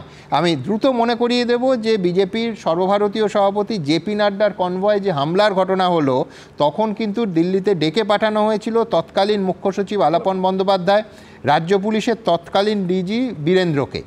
যদিও কেন্দ্রীয় স্বরাষ্ট্র সচিবকে একটা পাল্টা চিঠি যায় রাজ্য সরকারের তরফে, আলাপন বন্দ্যোপাধ্যায় লিখেছিলেন তিনি, যে রাজ্য সরকার গোটা বিষয়টা গুরুত্ব দিয়ে দেখছে, আমাদের উপস্থিতি থেকে অব্যাহতি দেয়া হোক। কেন্দ্র সরকার কিন্তু সেই যুক্তি মেনে নেয়। এক্ষেত্রে কিন্তু এখনো পর্যন্ত দৃশ্যত একটা পরিবর্তন, কারণ আমাদের কাছে যে খবর মুখ্য সচিব যাচ্ছেন ত্রিপুরাতে যখন অভিষেক বন্দ্যোপাধ্যায়ের গাড়িতে একই রকম ভাবে হামলা হলো, ত্রিপুরার ডিজিপি কে ডাকা হয়েছিল, আমি জাস্ট এক লাইন বলে দিই। দেখুন, আমি আপনাকে একটা জিনিস আমি বলবো, যে একটা প্রতিবাদ করছি আপনার কথা, যে মমতা বন্দ্যোপাধ্যায় শহীদ হবে। মমতা বন্দ্যোপাধ্যায় যদি শহীদ হয়, তাহলে সঞ্জয় রায়ের ফাঁসি হলে সেও শহীদ হবে। মানুষ চাইছেটা কি সেটা, শহীদ নয়, এটা হচ্ছে কোন সরকার, দেখুন এটা একটা পারসেপশন, হবে হবে না, আমরা কেউ তো জ্যোতিষী নই, ভবিষ্যৎ দ্রষ্টা নই, কেউ জানি না। কিন্তু যখন নির্বাচিত সরকার পড়ে যায় বহু ক্ষেত্রে, ভারতের, আমি অন্য দেশেও যাচ্ছি না, ভারতে গণতন্ত্রে দেখা গেছে যে মানুষের একটা সহানুভূতি, যে সরকার পড়ে গেল বা যে সরকারকে সরিয়ে দেওয়া হলো বা যে সরকারকে ভেঙে দেওয়া হলো তার প্রতি যায়। এটা টাইম অ্যান্ড অ্যাবাউট বারবার দেখা গেছে। এখানে হবে কিনা আমি অন্তত জানি না।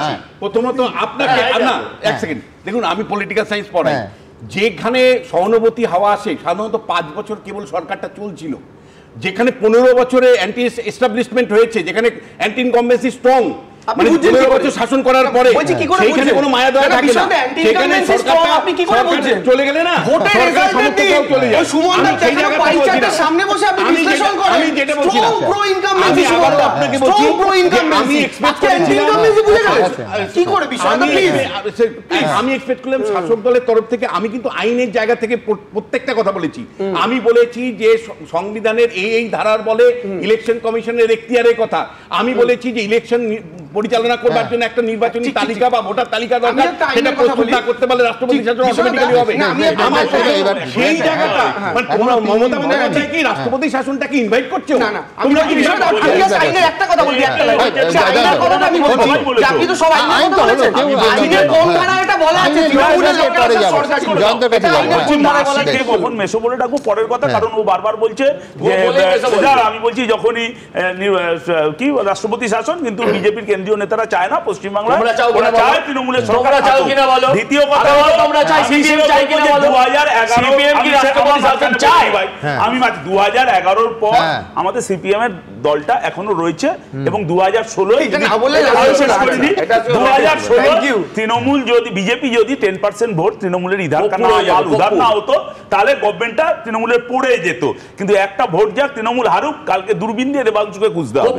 যেমন বিজেপি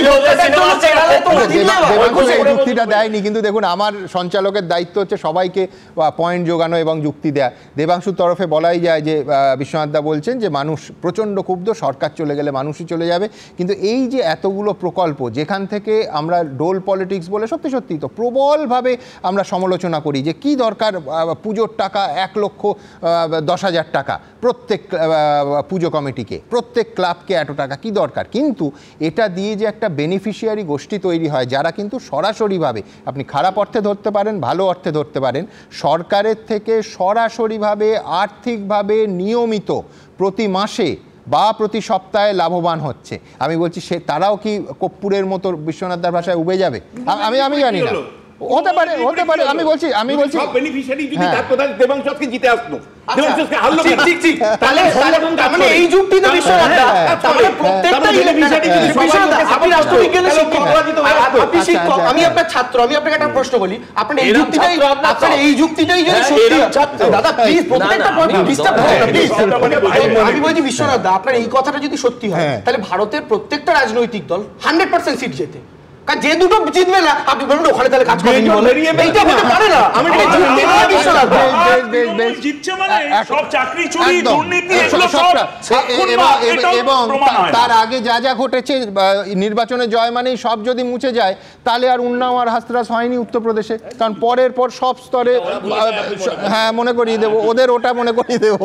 হ্যাঁ আমার কাজই তাই, যে তাহলে যোগী নিশ্চয়ই সব ভালো কাজ করেছে, কিছু হয়নি উন্নাও আর হাসরাসে।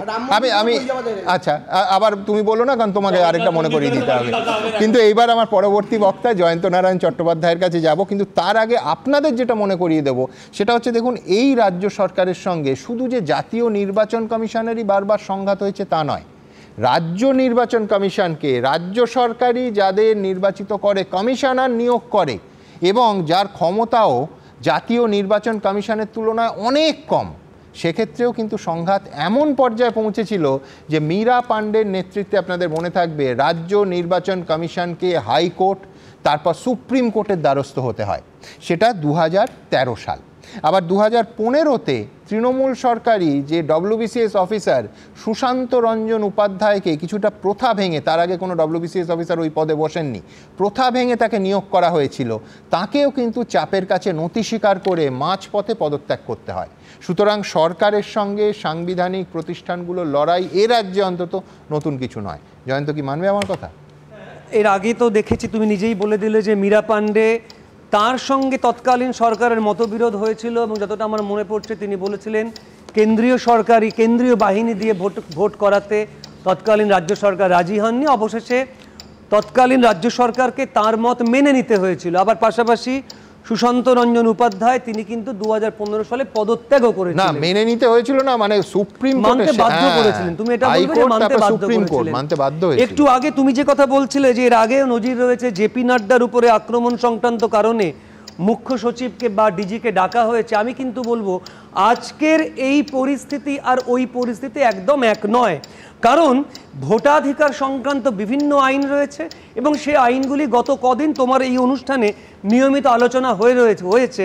আমি একটু প্রেক্ষিতটা আলোচনা করতে চাইবো। মনে রাখতে হবে, ইলেকটোরাল রেজিস্ট্রেশন অফিসার হলেন একজন স্ট্যাটুটরি অথরিটি এবং প্রিপারেশন, তারপরে সুপার রিভিশন এবং ইলেকটোরাল রোল তৈরি সংক্রান্ত তার কিন্তু যাবতীয় অধিকার রয়েছে এবং এই ইআরও হলেন ইলেকশন কমিশনের অধীনে।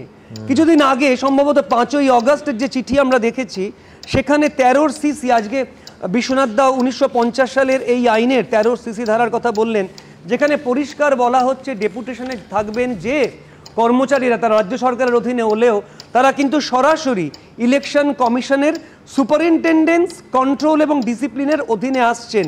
কাজেই যদি কখনো পাওয়া যায় guilty of any act, ওমিশন or breach of such official duty, তাহলে তার 3 মাস থেকে 2 বছর পর্যন্ত সাজা হতে পারে। এইবার একটা টুইস্ট এলো, ইলেকশন কমিশনের তরফ থেকে চিঠি এলো মুখ্য সচিবের কাছে, বলা হলো তাদের বিরুদ্ধে পদক্ষেপ নিতে, তাঁরা পদক্ষেপ নিলেন না। 8ই অগস্ট একটা চিঠি এলো সুজিত কুমার মিশ্র সেক্রেটারির কাছ থেকে টু দ্য চিফ সেক্রেটারি, বলা হলো initiation of disciplinary proceedings against them immediately প্রয়োজন।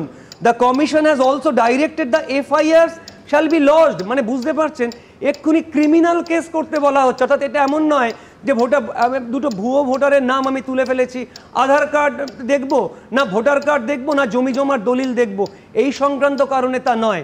যে সিক্রেট পাসওয়ার্ড, সেই পাসওয়ার্ডের গাফিলতির কারণে ভুয়ো নাম ঢুকে গেছে এবং পাসওয়ার্ডটা চালাচালি হয়েছে, যেটা সাইবার ক্রাইমেরও পর্যায়ে পড়ে। আমি এটা আগেও বলেছিলাম।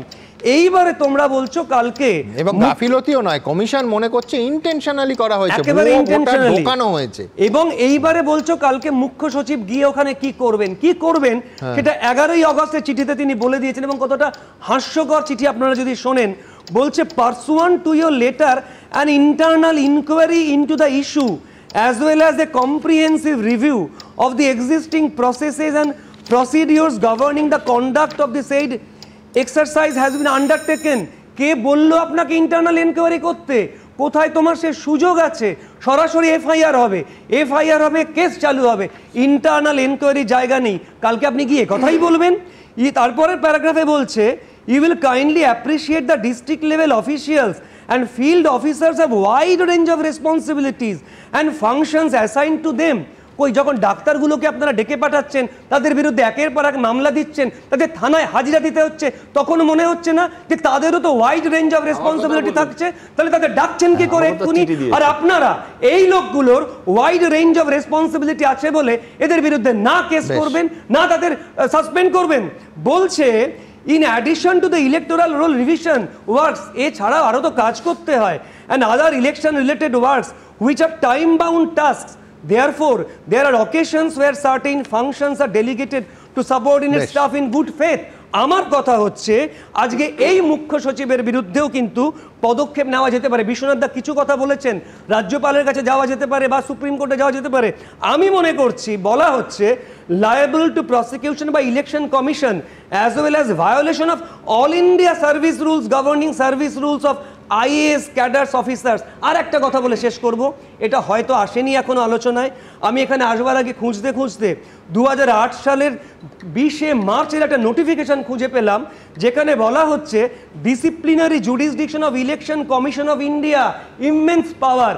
আজকে যে কথাগুলো উঠছে আগেও হয়েছে না, আগে কথা ওঠেনি, আগের সরকারের বিরুদ্ধে এরকম জাল জোটচুরির অভিযোগটা ওঠেনি। আমি বলছি উনি যখন এই উদাহরণটা দিতে দিতে ডাক্তারদের কথা তুললেনি, আমি এইটাই বলছি যে যখন মেদিনীপুরে অভিযোগ উঠেছিল কদিন আগে, সেটা নিয়ে রাজ্য সরকার যখন ডাক্তারদের এগেনস্টে প্রাইমারি তদন্ত করে অভিযোগ খুঁজে পায় এবং তাদের বিরুদ্ধে অ্যাকশন নিতে এগোয়, তখন কিন্তু জয়ন্ত দাদের মতো মানুষরাই বলেছিলেন ইনডেপথ তদন্ত না করে ইনডেপথ স্যালাইন কাণ্ডটা অন্য কেস, এ মামলা আমি করেছি, তার সঙ্গে এটা তুলনা হয় না। কোথায় স্যালাইন কাণ্ড, কোথায় এটা নিয়ে আসছেন বলেন, আমি তুলনাটা দিই, তারপরে ছেলে মানুষের কথাবার্তা হয়ে যায়। আমি বলছি তখন যখন ডাক্তারদের এগেইনস্টে অ্যাকশন নেওয়া হয়, তখন এই জয়ন্ত দারাই বলেছিলেন যে ইনডেপথ তদন্ত না করে কেন অ্যাকশন নেওয়া হচ্ছে। তো আজকে এই ব্যাপারটা উল্টো বলছেন কেন? স্যালাইন কাণ্ডের সঙ্গে স্যালাইন কাণ্ড বাদ দিন, আমি বলছি আমরা স্বয়ং মুখ্যমন্ত্রীকে বলতে শুনেছি একজন এবং গ্রুপ অফ ডক্টরস একটি প্রতিষ্ঠানে যারা সরকারি হাসপাতালে ডিউটির সময় কত মাইল দূরে নাকি প্রাইভেট প্র্যাকটিস করছিলেন, কি ব্যবস্থা হয়েছে। আমি বলছি জয়ন্ত নারায়ণ চট্টোপাধ্যায় কি বলবে সেই জন্য তো সরকার ব্যবস্থা নেবে না। ডাক্তার বাবু যদি গরিত কাজ করেন সরকার ব্যবস্থা নেবে, এটা কে কি বললো তাতে কি যায় আসে?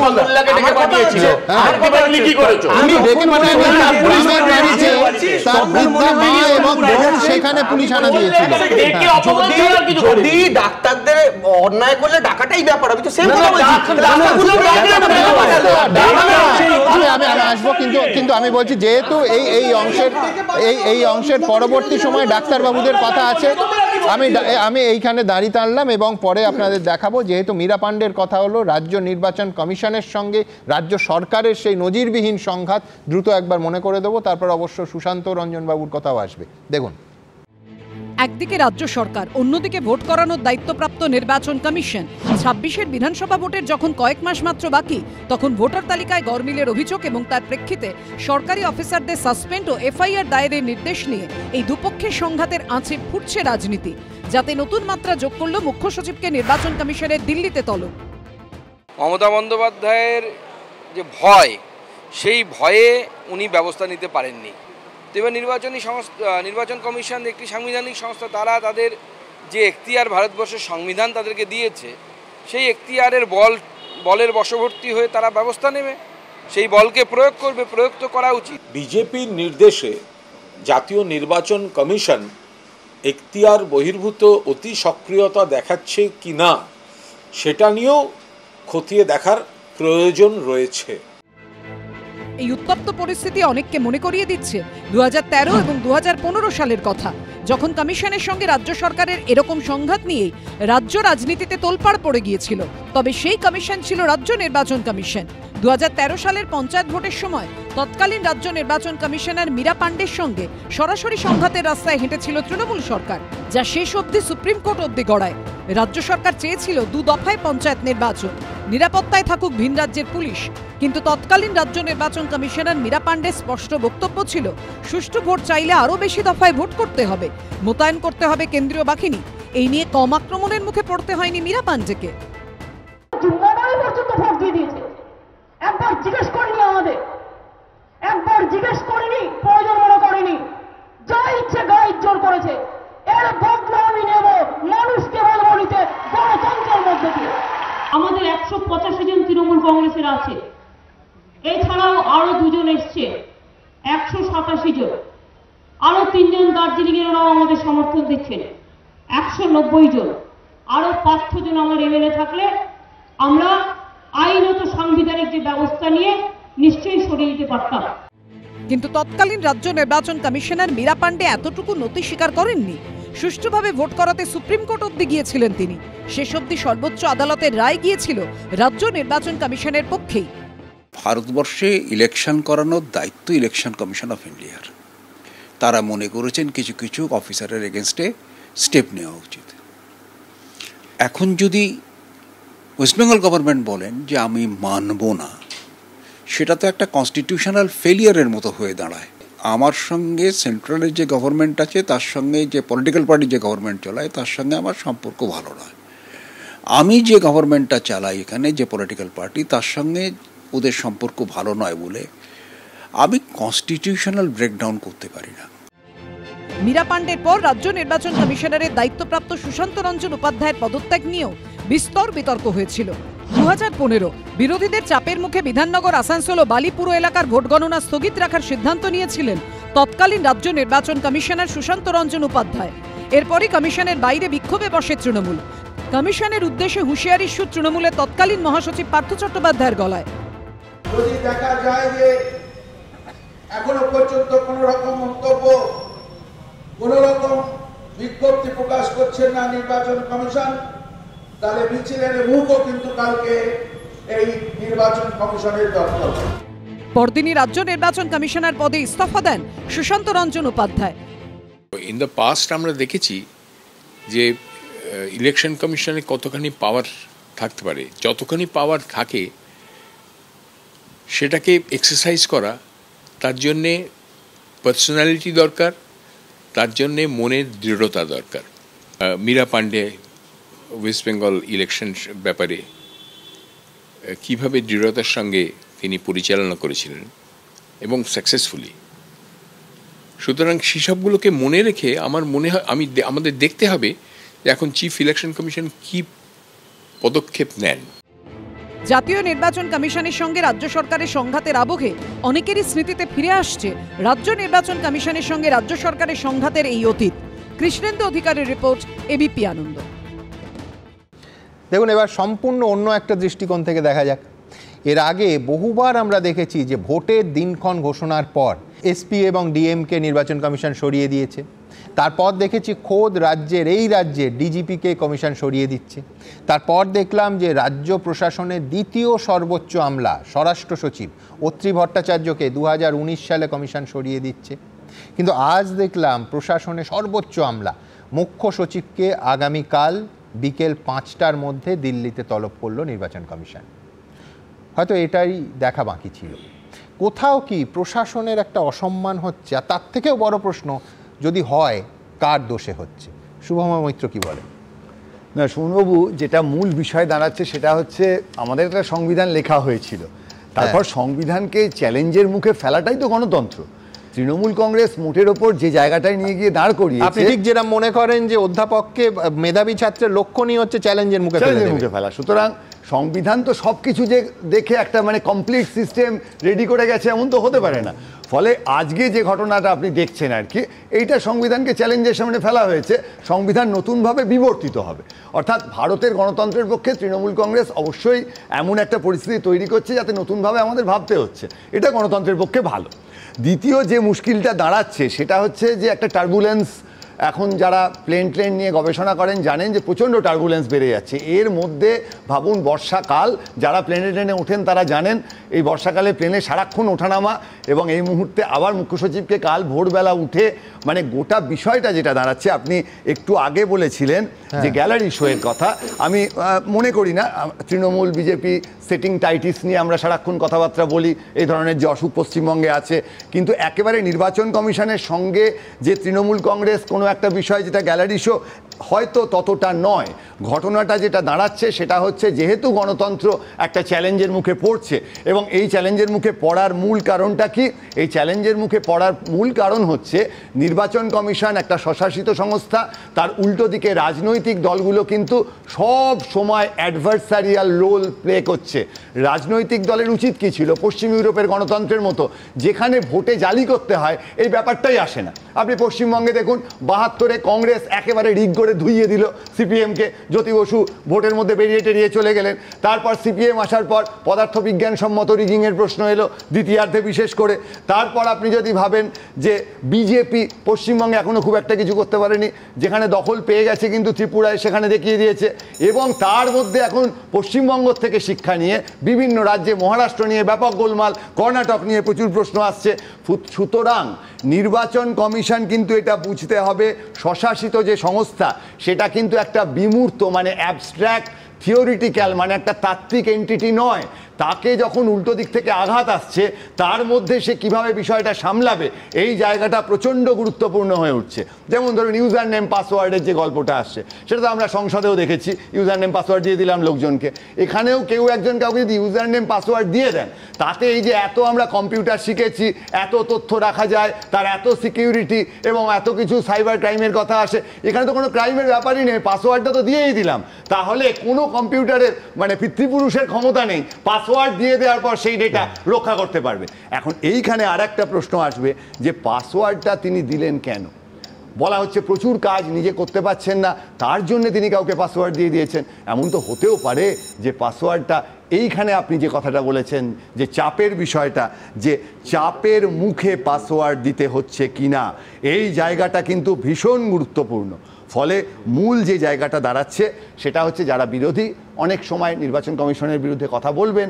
যখন ইউপিএ ক্ষমতায় ছিল বিজেপি ব্যাপকভাবে ইভিএম নিয়ে প্রতিবাদ করেছে, আজকে তারপর তারা ক্ষমতায় এসে আর কিচ্ছু করছে না, এই গোলমালগুলো থাকবে। কালকেই দেখিয়েছি 2014 সালের মে মাসে নরেন্দ্র মোদী বাবুল সুপ্রিয় তার প্রার্থী এখানে এসে, তখনও তো প্রধানমন্ত্রী হননি, প্রধানমন্ত্রী পদপ্রার্থী, এখানে এসে এই পশ্চিমবঙ্গের আসানসোলে দাঁড়িয়ে নির্বাচন কমিশনকে কিরকম তীক্ষ্ণ সমালোচনা করেছেন। সুতরাং আমরা দেখেছি সাধারণভাবে যারা বিরোধী থাকে নির্বাচন কমিশনকে শাসকের সঙ্গে হাত ধরাধরি করে এগোচ্ছে, এটাই বলে থাকে একেবারেই। তারপর তো নির্বাচন এবং রাজনীতি বিবর্তিত হয় আর কি, বাবুল সুপ্রিয় তৃণমূলেও চলে যান, ফলে এখন তার হয়ে মমতা ব্যানার্জি নিশ্চয়ই বলবেন।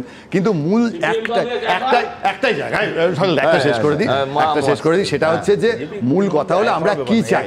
একটা 100 কোটি প্রায় ভোটার, এটা ম্যানেজ করা তো সত্যি শক্ত, ডেটায় গন্ডগোল হবেই। আমরা একটা ত্রুটিমুক্ত একটা তালিকা চাই যা দিয়ে আমরা সবাই গিয়ে ভোট টোট দিতে পারি। এটা না থাকা মানে আমাদের যে পৃথিবীর বৃহত্তম সংসদীয় গণতন্ত্র তার উপর একটা আঘাত। সেখান থেকেই সাংবিধানিক এই সংকট না হলেও কনফিউশনের কথাগুলো আসছে, এবং যে বিপদটা আমাদের হচ্ছে সেটা হচ্ছে যে 2026 নির্বাচনে ভোটার লিস্টে আমার নিজের নামটা থাকলে আমি অন্তত বাঁচি। আমি বলছি ভুল ত্রুটিমুক্ত তালিকা করতে গেলে আবার সুকুমার সেনের মতো একটা শিরদাঁড়া চাই, যিনি জওহরলাল নেহরুকে বলে দিয়েছিলেন যে আপনি তাড়াহুড়ো করবেন না। অত্যন্ত অসন্তুষ্ট হয়েছিলেন নেহরু, বলেছিলেন যে যতক্ষণ না আমি আমার কার্যবিবরণী তালিকা ইনফ্রাস্ট্রাকচার নিয়ে নিশ্চিত হব, প্রায় 1 বছর টানা পিছিয়ে দিয়েছিলেন। অত্যন্ত অসন্তুষ্ট হয়েছিলেন তৎকালীন প্রধানমন্ত্রী, তিনি শিরদাঁড়া বেঁকাননি। যাই হোক, নির্বাচন কমিশনেরও উদাহরণ আছে। আমার কথা হলো যে নির্বাচন কমিশন ভোটার তালিকা ত্রুটিমুক্ত করার বদলে যদি নাগরিকত্ব যাচাই করতে যায় তাহলে তৃণমূল কংগ্রেসেরই লাভ। দ্বিতীয় কথা হলো যে মুখ্য সচিবের নির্দেশ তার অধস্তন কর্মীরা যদি না মানেন সেটা মুখ্যমন্ত্রী মেনে নিতে পারবেন তো? আর আমরা এই রাজ্যের মুখ্যমন্ত্রীকেই দেখেছি চিকিৎসারত অবস্থায় এসপি গড়াই ডাক্তার তাকে ডেকেছিলেন, তিনি আসেননি বলে তার বিরুদ্ধে কি অ্যাকশন নিয়েছিলেন, কিন্তু নির্বাচন কমিশন তিনি তার প্রয়োজনীয় ব্যবস্থা নিতে পারবে না। এটাই পশ্চিমবাংলায় সিস্টেম চালু করতে চাইছে মুখ্যমন্ত্রী। সুমনদা, 2-3টে কথা। প্রথম কথা হচ্ছে, আমি আবার বলছি, শুধুমাত্র পশ্চিমবঙ্গে তো ইলেকশন কমিশন কেন্দ্রিক ইস্যুটা এখন চলছে না, গোটা ভারতবর্ষে চলছে। রাহুল গান্ধী যে প্রেস কনফারেন্সটা করলেন, করে পয়েন্ট টু পয়েন্ট দেখালেন। আপনি আমায় বলুন, ওই যে কর্ণাটকে যে ডেটাগুলো চাওয়া হয়েছিল, আচ্ছা আজকের দিনে তো সব ডিজিটাল কপিতে হয়ে যায়, ইলেকশন কমিশন কেন ডিজিটাল কপিতে দিতে পারেনি? না দেবাংশু, আরো একটা রহস্য আছে, আমি তোমার সাথে একদম সম্পূর্ণ একমত। আরো একটা রহস্য আছে, তারপর ওয়েবসাইট থেকে সেই ডেটা তুলে নেওয়া হলো। 2 নম্বর কথা। 3 নম্বর কথা হচ্ছে সুমনদা, 2 রকম ডিজিটাল কপি হয়। একরকম ডিজিটাল কপি যেটা আমি আপনি অনেকে পিডিএফ এ ইউজ করি, যেটা আমরা ডাইরেক্ট টেক্সট কপি করতে পারি বা সার্চে গিয়ে ওই কি টেক্সট আছে দেখতে পারি। আরেকটা হয় স্ক্যান্ড কপি। স্ক্যান্ড কপি আপনি দেখলে পিডিএফ এর সাথে একই রকম লাগবে, কিন্তু স্ক্যান্ড কপিতে আপনি ওয়ার্ড কোনোদিন সিলেক্ট করতে পারবেন না।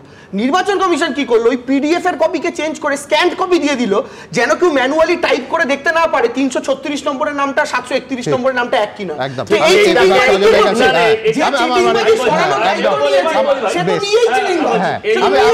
দেবাংশুকে ভাল লাগছে যে বসন্তের কোকিলের একটা থিওরি নিয়ে কি চমৎকার দেবাংশু সমর্থন করলো। এই যে আপনার ওয়েমার সিটের যে ব্যাপারগুলো আছে কিন্তু বসন্তের কোকিল গ্রীষ্মকালের কাক হয়ে গেছে কিনা আমরা জানি না। আরেকটা কোনো ফাইল সিস্টেম ব্যবহার করা হয়েছিল যাতে তারাও সেখানে পরিবর্তন করে দিতে পারে। আমি বলছি দেখুন, আপনি কর্ণাটক বললেন, শুভময়দা বললেন, আমার ভোট যেন সুরক্ষিত থাকে। আপনাকে অ্যাসিওর করা হচ্ছে বিহারকে দেখে শিখুন, বিহারকে দেখে শিখুন, এদের কথায় কান দেবেন না।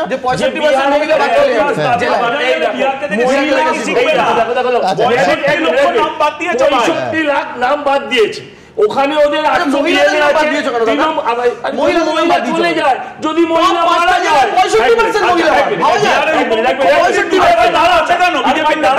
একসাথে জোট হয়ে গেলে মুশকিল। আমার বক্তব্য হচ্ছে, আমাকে বলুন যদি এত অভিযোগ সেগুলো সব বাংলার তৃণমূল, বাংলার সিপিএম নেতাদের। আমার প্রশ্ন, বিহারে তো সিপিএম আছে, তৃণমূলটা না হয় নেই, আমি ধরে নিলাম। আমার প্রশ্ন হচ্ছে, তারা এই প্রশ্নগুলো বিহারে গিয়ে কেন করছে না?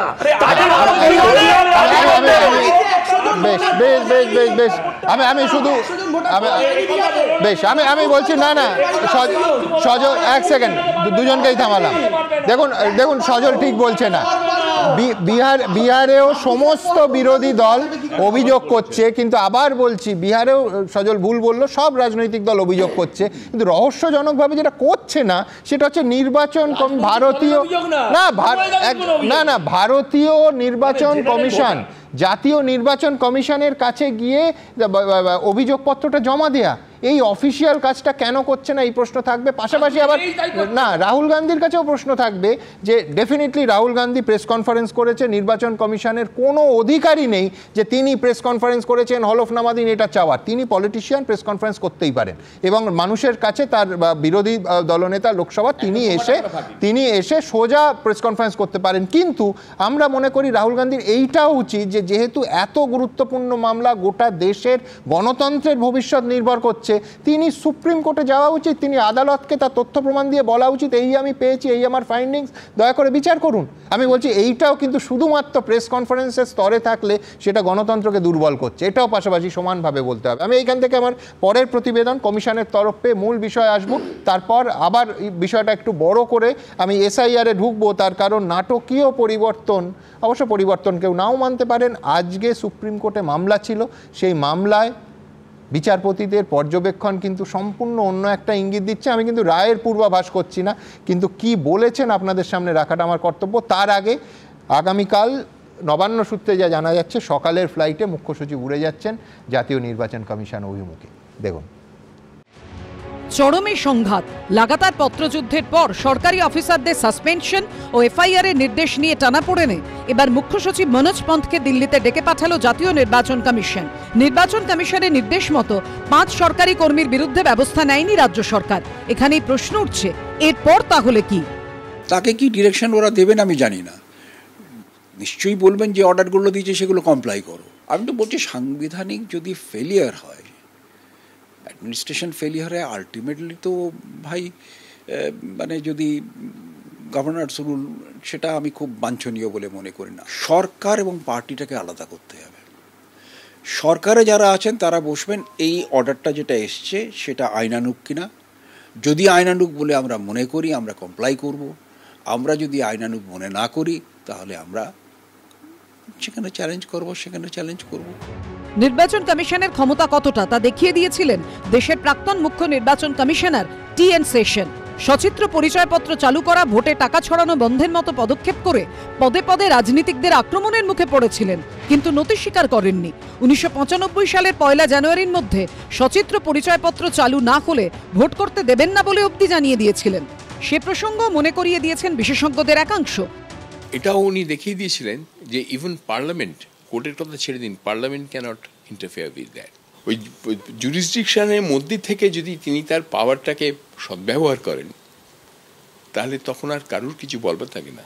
স্টেট গভর্নমেন্ট যদি এই ধরনের মানে স্টেপ নেয়, মানে অমান্য করে, তাহলে লোকে ধারণা হবে যে state government has got something to hide. তবে বিশেষজ্ঞদের একাংশ আবার নির্বাচন কমিশনের তরফে মুখ্য সচিবকে তলব নিয়েও প্রশ্ন তুলেছেন। আরপি অ্যাক্ট মানে রিপ্রেজেন্টেশন অফ পিপল অ্যাক্ট 1950 এবং 51 দুটোই দেখলাম, দেখে আমি কোথাও খুঁজে পেলাম না যে কমিশনের একটি কোর্টের পাওয়ার নেওয়ার ক্ষমতা আছে। দেখলাম 2-3 জায়গায় সে কোর্টের মতন কাজ করতে পারে। একটা হচ্ছে যে যদি কেউ বাধা পায়, কোনো ইলেকশনের কাজে বাধা দেয়, তবে সেখানে তাকে সমন টমন করতে পারে। আর একটা হচ্ছে যে কোনো এমপি বা এমএলএ যদি কখনো প্রশ্ন ওঠে যে তার সাংসদ পদ বা এমএলএ পদ বৈধ কিনা, তখন ইলেকশন কমিশনকে জিজ্ঞেস করা যায়, তখন সে কোর্টের মতন তাদের ডাকতে পারে। সৌজন্যের জন্য যেতে পারে, বোঝাবার জন্য যেতে পারে, কিন্তু ক্ষমতাটা আছে বলে আমার জানা নেই। বুধবার মুখ্য সচিব দিল্লি যাচ্ছেন বলে নবান্ন সূত্রে খবর। তারপর কি? আপাতত সবার নজর সেদিকে। কৃষ্ণেন্দু অধিকারীর রিপোর্ট, এবিপি আনন্দ, কলকাতা। দেখুন, আজকে সুপ্রিম কোর্টে মাননীয় বিচারপতিরা এমন একাধিক বাক্য বলেছেন যেটা শুধু তাৎপর্যপূর্ণ নয়, কার্যত সংসদ এবং নির্বাচন কমিশনের হাত শক্ত হয়েছে। কেন এত বড় কথা বলছি? দেখুন, আমরা কেউ জানি না রায় কি হবে। মাননীয় বিচারপতিরা যে পর্যবেক্ষণ, সেটা রায়ে তার কি প্রতিফলন থাকবে, আদৌ থাকবে কিনা আমরা কেউ জানি না। কিন্তু আজকে মাননীয় বিচারপতি বলছেন citizenship rules are set by parliament and everyone must follow them.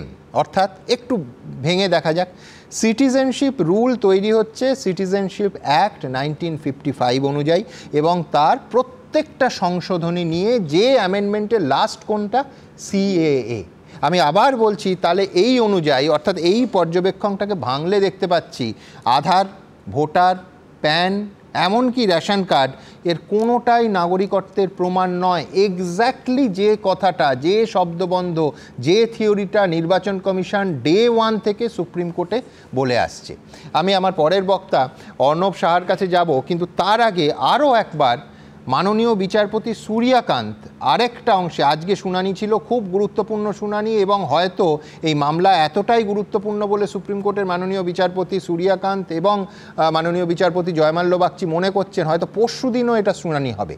মাননীয় বিচারপতি সূর্যকান্ত বলছেন, the election commission stands of not considering Aadhaar, I repeat, the election commission stands of not considering Aadhaar as conclusive proof of citizenship seems correct. আমি আবার বলছি যে এটা কখনোই observation আর verdict এক নয়। রায়, জয়ন্ত আরও ভালো বলতে পারবে, রায় এবং পর্যবেক্ষণ আলাদা, কিন্তু এই বাক্যটাই গোটা বিতর্কে একটা সম্পূর্ণ অন্য দিকের ইঙ্গিত করছে। Election commission stands of not considering Aadhaar at conclusive proof of citizenship seems correct, এইটা বলার পর আমি জানি না সত্যিই কি নির্বাচন কমিশনের যুক্তি আজ অনেকটা সুপ্রিম কোর্টে মান্যতা পেল। অর্ণব কি বলে? সুমনদা, আজকে যে আপনি প্রথমে শুরু করলেন যে রাজ্যের সঙ্গে যে সংঘাত, নির্বাচন কমিশনের যে সংঘাতের কথা বললেন, সেখানে আমি প্রথমেই যেটা আমি বলবো সেটা হচ্ছে যে একটা তো এর আছে আইনি দিক, আর একটা দিক কিন্তু আছে আইনি পরিসরের সঙ্গে সঙ্গেই একটা রাজনৈতিক পরিসরের জায়গা। ঠিক, কারণ আইন আর রাজনৈতিক এই যে পরিসর, দুটো পরিসর একে অপরের থেকে বিচ্ছিন্ন নয়, একে অপরের সঙ্গে মিলেমিশে থাকে। শুভময়দা যেমন বললেন যে সংসদীয় গণতন্ত্র বৃহত্তম সংসদীয় গণতন্ত্র, আবার একই সঙ্গে এটাও সত্যি কথা, আমরা বিগত 11 বছরে বারবার করে দেখেছি যে আমাদের যে বিভিন্ন মানে সংসদীয় সংস্থা বলুন বা স্বশাসিত সংস্থা বলুন, যেগুলোকে আমরা পবিত্র বলে জানতাম, প্রত্যেকটি সংস্থার ভিতর থেকে এমনভাবে সেগুলোকে ট্রান্সফর্ম করার চেষ্টা করা হচ্ছে বা ব্যবহার করার চেষ্টা করা হচ্ছে, যার ফলে এই যে বৃহত্তম গণতন্ত্র, সেই গণতন্ত্রের ভিতর থেকে কোথাও কোথাও দুর্বল হচ্ছে। কোন ক্ষেত্রটা ধরলে, জাতীয় ক্ষেত্র না রাজ্যের ক্ষেত্র? আমি মানে অবশ্যই কেন্দ্রীয় সরকারের ক্ষেত্রেই ধরবো, তার কারণ তাদের শক্তি, তাদের ক্ষমতা সবটা অনেক বেশি। এবং আজকে এখানে যে কেন্দ্রীয় নির্বাচন কমিশন কম হলে করা যায়। সুমন, এখানে প্রশ্নটা আসছে বিহারের যে নির্বাচনের ক্ষেত্রে যে এসআইআর হয়েছে এবং তারপর পশ্চিমবঙ্গের ক্ষেত্রে আসবে, এবং যে তর্ক গতকাল অতজন সাংসদ যেটা নিয়ে ধর্ণা করে গিয়েছিলেন এবং তাদের আটকে দেওয়া হয় রাস্তায়, আমি এই বৃহত্তর প্রেক্ষিতটাকে মাথায় রেখে বলছি। আজকে যে অবজারভেশনের কথা আপনি বলছেন, সেখানে মিস্টার সিবাল একটা বলেছেন, একটা পয়েন্ট বলেছেন। উনি বলেছেন যে 2003-এর যে ইলেকটোরাল রোল, সেখানে যে লোকেরা তাদের নাম ছিল তারা without supportive documents enumeration form fill up করতে পারবে, অথচ 7 জানুয়ারি 2025 বিহারের যে সামারি রিভিশন পেশ করা হয়েছিল, সেই লোকেদের নতুন করে ডকুমেন্ট দিতে হবে। এই যে অবজারভেশনটা, এই অবজারভেশনটা কিন্তু এটা অবজারভেশন না, এটা হচ্ছে এই সবাইটা কিন্তু আইনজীবীর আর্গুমেন্ট। আর আমি যেটা বললাম এটা হচ্ছে বিচারপতির অবজারভেশন। জাস্টিস সূর্যকান্ত কিন্তু এই যে পয়েন্টটা যখন তুলেছেন মিস্টার সিবাল, তখন সেটাকে কিন্তু তার সঙ্গে উনি কিন্তু সহমত হয়েছেন। এবং তার পাশাপাশি যেটা হয়েছে সেটা হচ্ছে কপিল সিবাল আরেকটা পয়েন্ট তুলেছেন। তিনি বলেছেন যে there will be liquid time to restore their name in a very short time. অর্থাৎ এত কম সময়ের মধ্যে যারা বাদ চলে যাচ্ছে, যে নির্বাচন কমিশন বলেছে যে আমরা সুযোগ দেব, যারা ধরুন 33 লক্ষ বাইরে আছে, নেই বিহারে, নেই বিহারের বাইরে রয়েছে, সেইখানে ওই তাদের পক্ষে আমরা জানি যে যারা পরিযায়ী শ্রমিক হিসেবে চলে যায়, বাইরে চলে যায়, বিহারে এরকম বহু লোক আছে, বছরে দুবার আসে, একবার ভোটের সময় আসে, একবার ছট পুজোর সময় আসে। এই যে তাদের পক্ষে যারা অতি সামান্য রোজগারে বাইরে গিয়ে কাজ করে, তাদের পক্ষে সত্যি সত্যি এসে আবার নিজেদের যাচাই করার জন্য সেই সাপোর্টিভ ডকুমেন্ট দেওয়া সম্ভব কিনা, এবং সেই সাপোর্টিভ ডকুমেন্টটা দিয়ে তারা ওই অত অল্প সময়ের মধ্যে নিজের নামটা আবার রিস্টোর করতে পারবে কিনা, এই সংশয়গুলো থাকছে। কিন্তু অর্ণব, একটা কথা বলো, যেহেতু কোর্ট নিয়েই আমরা আলোচনা করছি, এর আগের শুনানির দিন মাননীয় বিচারপতি জয়মাল্য বাগচি বললেন যে বিরোধী দলেরা, মানে আইনজীবীকে বললেন যে 15 জন মানুষ নিয়ে আসুন যারা এই 22 লক্ষ নাম বিহারে বাদ গেছে, তার মধ্যে 15 জন যাদের নাম বাদ গেছে অথচ যারা জীবিত, তারা মৃত নয়। আমি এখনো পর্যন্ত কেউ নিয়ে এলেন না, এইখানে আমার ধাঁধাটা। গতকাল লম্বা একটি মানে প্রেস মিট করে দীপঙ্কর ভট্টাচার্য বলেছেন, একবারে ক্যাটেগরিক্যালি দেখিয়েছেন। কি কি দেখিয়েছেন? ফুলবাড়ি বিধানসভা কেন্দ্র, ধারবাচক গ্রাম, বুথ নাম্বার 83-84, 180 জনের নাম মৃতের তালিকা দেওয়া রয়েছে, প্রত্যেকে জীবিত, একবার তালিকা দিয়ে বলেছেন। তার সঙ্গে এইখানে আমার প্রশ্ন, দীপঙ্কর বাবু প্রেস কনফারেন্স করছেন, রাহুল গান্ধী প্রেস কনফারেন্স করছেন, তারা কমিশনে কেন জানাচ্ছেন না? এক, তাহলে এই যে কমিশনের বুলেটিনটা প্রতিদিন একটা রসিকতার মতো বেরোচ্ছে যে অভিযোগ হচ্ছে শূন্য, এখনো পর্যন্ত শূন্য, 65 লাখ লোকের নাম বাদ গেছে, কোনো রাজনৈতিক দল কোনো অভিযোগ করেনি, এইটা কেন থাকবে? এক। আর দুই হচ্ছে, এ তো দীপঙ্কর বাবুর উচিত সমস্ত তথ্য প্রমাণ সুপ্রিম কোর্টে দেয়া, যেখানে মাননীয় বিচারপতিরা 15টা নাম চাইছেন, এবং জয়মাল্য বাগচি বলেছেন যে যখনই গণহারে এই নাম বাদ যাওয়া ভুল প্রমাণিত হবে, সুপ্রিম কোর্ট বলেছেন আমরা ইন্টারভেন করব। এরপরে কেন রাজনৈতিক দলগুলো এই খেলাটা খেলছে আমি সত্যি বুঝতে পারছি। আমার মনে হয় খেলার জায়গা নয়, কারণ আমি প্রথমেই যেটা বললাম, আইনি পরিসর আর রাজনৈতিক পরিসর, এই লড়াইটা রাজনৈতিক লড়াই, এবং এই রাজনৈতিক লড়াইটাকে নিশ্চিত যেহেতু 1 মাস সময় রয়েছে, সেই 1 মাস সময়ের মধ্যে তারা একটা জায়গায় সমস্ত এই রাজনৈতিক লড়াই আইনি পরিষদ ছাড়া, আইনি লড়াই ছাড়া জেতা যাবে? আমার উদ্বেগটা এইখানে। আমি বলছি সুমনদা, আইনি লড়াই ছাড়া জেতা যাবে না, এটা তো ঠিক কথা, কারণ আইনি পরিসরই লড়তে হবে, কিন্তু আমি বলছি যে যখন আইন ব্যবস্থার মধ্যেও কোথাও একটা রাজনৈতিক প্রভাবের ব্যাপারটা থাকতে পারে, কাজ করতে পারে, তখন লড়াইটা রাস্তার লড়াই হবে। আচ্ছা, তাহলে ব্যাপারটা যা দাঁড়াচ্ছে, আমি সুপ্রিম কোর্ট বলবো রাজনৈতিক প্রভাব যুক্ত, নির্বাচন কমিশন রাজনৈতিক প্রভাব যুক্ত, আরে তাহলে তো মানে গোটা ভারতবর্ষের সমস্ত ইনস্টিটিউশনকে ফেলে দিতে হবে। কথা ধরে আমি বলি, মানে বিচার বিভাগকে অন্তত বিহারে একটি কেন্দ্রে এখনো 108 জন মৃত ভোটারের নাম আছে, তাহলে তো ডবল এসআইআর এর ডিমান্ড করা উচিত। তাহলে তো ডবল এসআইআর ডিমান্ড করা উচিত, যে 65 লাখে হবে না, আরো নাম বাদ দেওয়া উচিত। আমি আপনাদের কতগুলো কথা বলছি, যে দেখুন আপনারা একটা বলছেন যে জীবিত, তারা জীবিত, আমি বললাম আচ্ছা জীবিত, তার মানে তারা জীবিত রয়েছে, মৃতের তালিকায় চলে গেছে। এক মিনিট, আমি তাহলে আচ্ছা, আপনার কথা হচ্ছে যে রায় আর আমি একটা কথা বলি তোমার, হ্যাঁ, সেটা হচ্ছে শাসক দলের পক্ষে নাম বাদ যাওয়াটা কিন্তু সবসময় ভালো হয় না। কেন আমি বলছি, আবার অনেক সময় খুব ভালো হয়। এই দুটো উদাহরণই ভারতবর্ষে আছে। না ঠিক, আমি চাই voter list free and fair, শাসক বিরোধী ভাবছি না। আমি বলছি দেখুন, এই যে আজকে ওনারা বলেছেন ভোটার কার্ড বা আধার কার্ড, ঠিক 1 সপ্তাহ আগে বা 10 দিন আগে আপনাদের প্রশ্নটা ছিল কিন্তু একদম উল্টো দিকে, যে কেন হবে না, এগুলো তো নাগরিকত্বের অধিকার হবে না কেন? আজকে সুপ্রিম কোর্টকে কনভিন্স করতে পেরেছে ইসি, তার ফলে তারা আজকে সেটা বলছে, এর ওপরেই রায়টা বোঝা যায়। আমি আই বেগ টু ডিফার, বহু ক্ষেত্রে আমি হাইকোর্ট এবং সুপ্রিম কোর্টের মামলা ধরে ধরে দেখছি না, যেখানে মাননীয় বিচারপতিদের পর্যবেক্ষণ আর রায়ের মধ্যে একেবারে দুটো মেরুর তফাৎ, মানে নর্থ পোল সাউথ পোলের তফাৎ। কালকের ঘটনা আমি বলছি, আমরা একটা সিনেমা দেখেছিলাম অমিতাভ বচ্চনের গানে ঝুম্মা চুম্মা দে দে, আমরা সেটা দেখেছি কালকের ঘটনা, লোককে দেখেছি, ঘুমিয়ে পড়তে দেখেছি। আমার প্রশ্ন হচ্ছে, কালকে অভিষেক বন্দ্যোপাধ্যায় তিনি নিজে নতুন দলের নেতা, জাননি কেন এত বড় একটা গুরুত্বপূর্ণ জায়গা, আজকে উনি বলছেন পার্লামেন্ট ভেঙে দেওয়া উচিত। কমিশন বলেছে, কিন্তু কেন এই নাম বাদ গেছে তার উত্তর কমিশন দেবে না। তাহলে আপনি অভিযোগ জানাবার কথা বলছেন, কমিশনের নিরপেক্ষতাই নিয়ে যেখানে প্রশ্ন হচ্ছে, এই কমিশনে অভিযোগ জানালে আদৌ কি কোনো ঘটনা শুরু হবে? দ্বিতীয় কথা, না, এটা সম্পূর্ণ ভুল বললে। কমিশনের কাছে বাদ গেছে কেন সেই সম্পর্কে কোনো তথ্য দেব না। ওহো, এটা প্রসেস। 1 মাসের মধ্যে খসড়া ফাইনাল হবে, তখন তো মাথা চাটরানো ছাড়া বিরোধীদের কোনো উত্তর দেয় না। 1 মাস বাদে দিলে তো কিছুই হবে না, ডাস্টবিনে পড়ে যাবে। 1 মাসের মধ্যে দিতে হবে, 1 মাসের মধ্যেই দেওয়া হবে। সবটা রাজনৈতিক আধার নিয়ে যে প্রশ্নটা এসছে, আধারের সঙ্গে আমার ব্যাংক লিংক, আমার পোস্ট অফিস লিংক, আর আধারের কোনো মূল্য থাকবে না। তথ্য চুরি করলো। আর লাস্ট পয়েন্ট হলো যে এই আদালতই অনেক সময় বলেছি, আমি মর্যাদা দিয়ে বলছি যে স্থানীয় প্রশাসনের যে নথি সেগুলো সত্যি বলে গৃহীত হবে। পশ্চিমবাংলার স্থানীয় প্রশাসনগুলোই ঘুঘুর বাঁচা, সেখানে এই নথি কি করে আমি মানছি। শুধু একটা জায়গায় আমি ওর সঙ্গে সম্পূর্ণ একমত, সেটা হচ্ছে যে আধার সত্যিই তো আমরা ঘন্টার পর ঘন্টা লাইন দিয়ে এই দেশের কোটি কোটি টাকা খরচ করে, আমার আপনার করের টাকা খরচ করে আধার তৈরি হয়েছে। সেটা ব্যাংক এবং যাবতীয় গুরুত্বপূর্ণ মানুষের বেঁচে থাকার জন্য সেই বিষয়ের সঙ্গে লিঙ্ক করা হয়েছে। এখন দুটো জিনিস আমরা শুনতে একেবারে রাজি নই। একটা হচ্ছে আধারের ডেটার কোনো সিকিউরিটি নেই, সেটা চুরি হয়ে গেছে, এবং 2 হচ্ছে যে আধারটার তাহলে ভ্যালু কী রইল, এই প্রশ্ন উঠবে। কিন্তু পাশাপাশি আমি সজলকে মনে করিয়ে দেবো যে সজলই সম্ভবত বলল পর্যবেক্ষণ আর রায় এর সব থেকে বড় উদাহরণ হচ্ছে ভারতবর্ষের সুপ্রিম কোর্টে বাবরি মসজিদ ভাঙার মামলা। আপনি পর্যবেক্ষণগুলো পাতার পর পাতা দেখুন আর রায়টা দেখুন।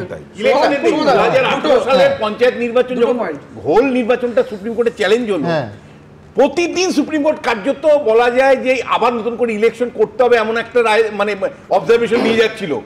একেবারে শেষের দিন অবাক বললো যে না ঠিক আছে, তার আগে দ্রুত একবার দেখাবো আজকে সুপ্রিম কোর্ট কি বললো প্রতিবেদনটায়। নাগরিকত্ব প্রমাণে আধার কার্ড যথেষ্ট নয়, মঙ্গলবার নির্বাচন কমিশনের সঙ্গে এভাবেই সহমত পোষণ করল সুপ্রিম কোর্টের বিচারপতি সূর্যকান্ত এবং বিচারপতি জয়মাল্য বাগচির বেঞ্চ।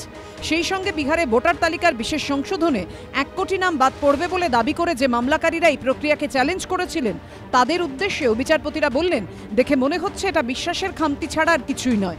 অন্যদিকে একই দিনে বম্বে হাইকোর্টও একটি মামলার শুনানিতে জানিয়ে দিল, শুধু আধার ভোটার প্যান থাকলেই কেউ ভারতের নাগরিক হয়ে যান না। বিহারে ভোটার তালিকায় বিশেষ সংশোধন নিয়ে একাধিক মামলা দায়ের হয়েছে সুপ্রিম কোর্টে। মঙ্গলবার একটি মামলার শুনানি চলাকালীন মামলাকারীর আইনজীবী কপিল সিব্বল বলেন, আবেদন করার জন্য নির্বাচন কমিশন যে নথিগুলোর কথা বলছে তা যদি কারো কাছে না থাকে তাহলে তিনি কি করবেন। এতে বিচারপতি সূর্যকান্ত বলেন, আবেদনপত্রে কোথায় লেখা আছে সব নথি বাধ্যতামূলক? তিনি আরও বলেন, নাগরিকত্বের জন্য কোনো একটি নথি অবশ্যই থাকতে হবে, প্রত্যেকেরই কিছু না কিছু নথি রয়েছে। বিচারপতি বলেন, নাগরিকত্ব নির্ধারণের নিয়ম সংসদ তৈরি করে, সবাই নিয়ম মেনে চলে। মঙ্গলবার মামলাকারীর আইনজীবী কপিল সিব্বল বলেন, 12 জন জীবিত মানুষকে মৃত হিসেবে দেখানো হয়েছে।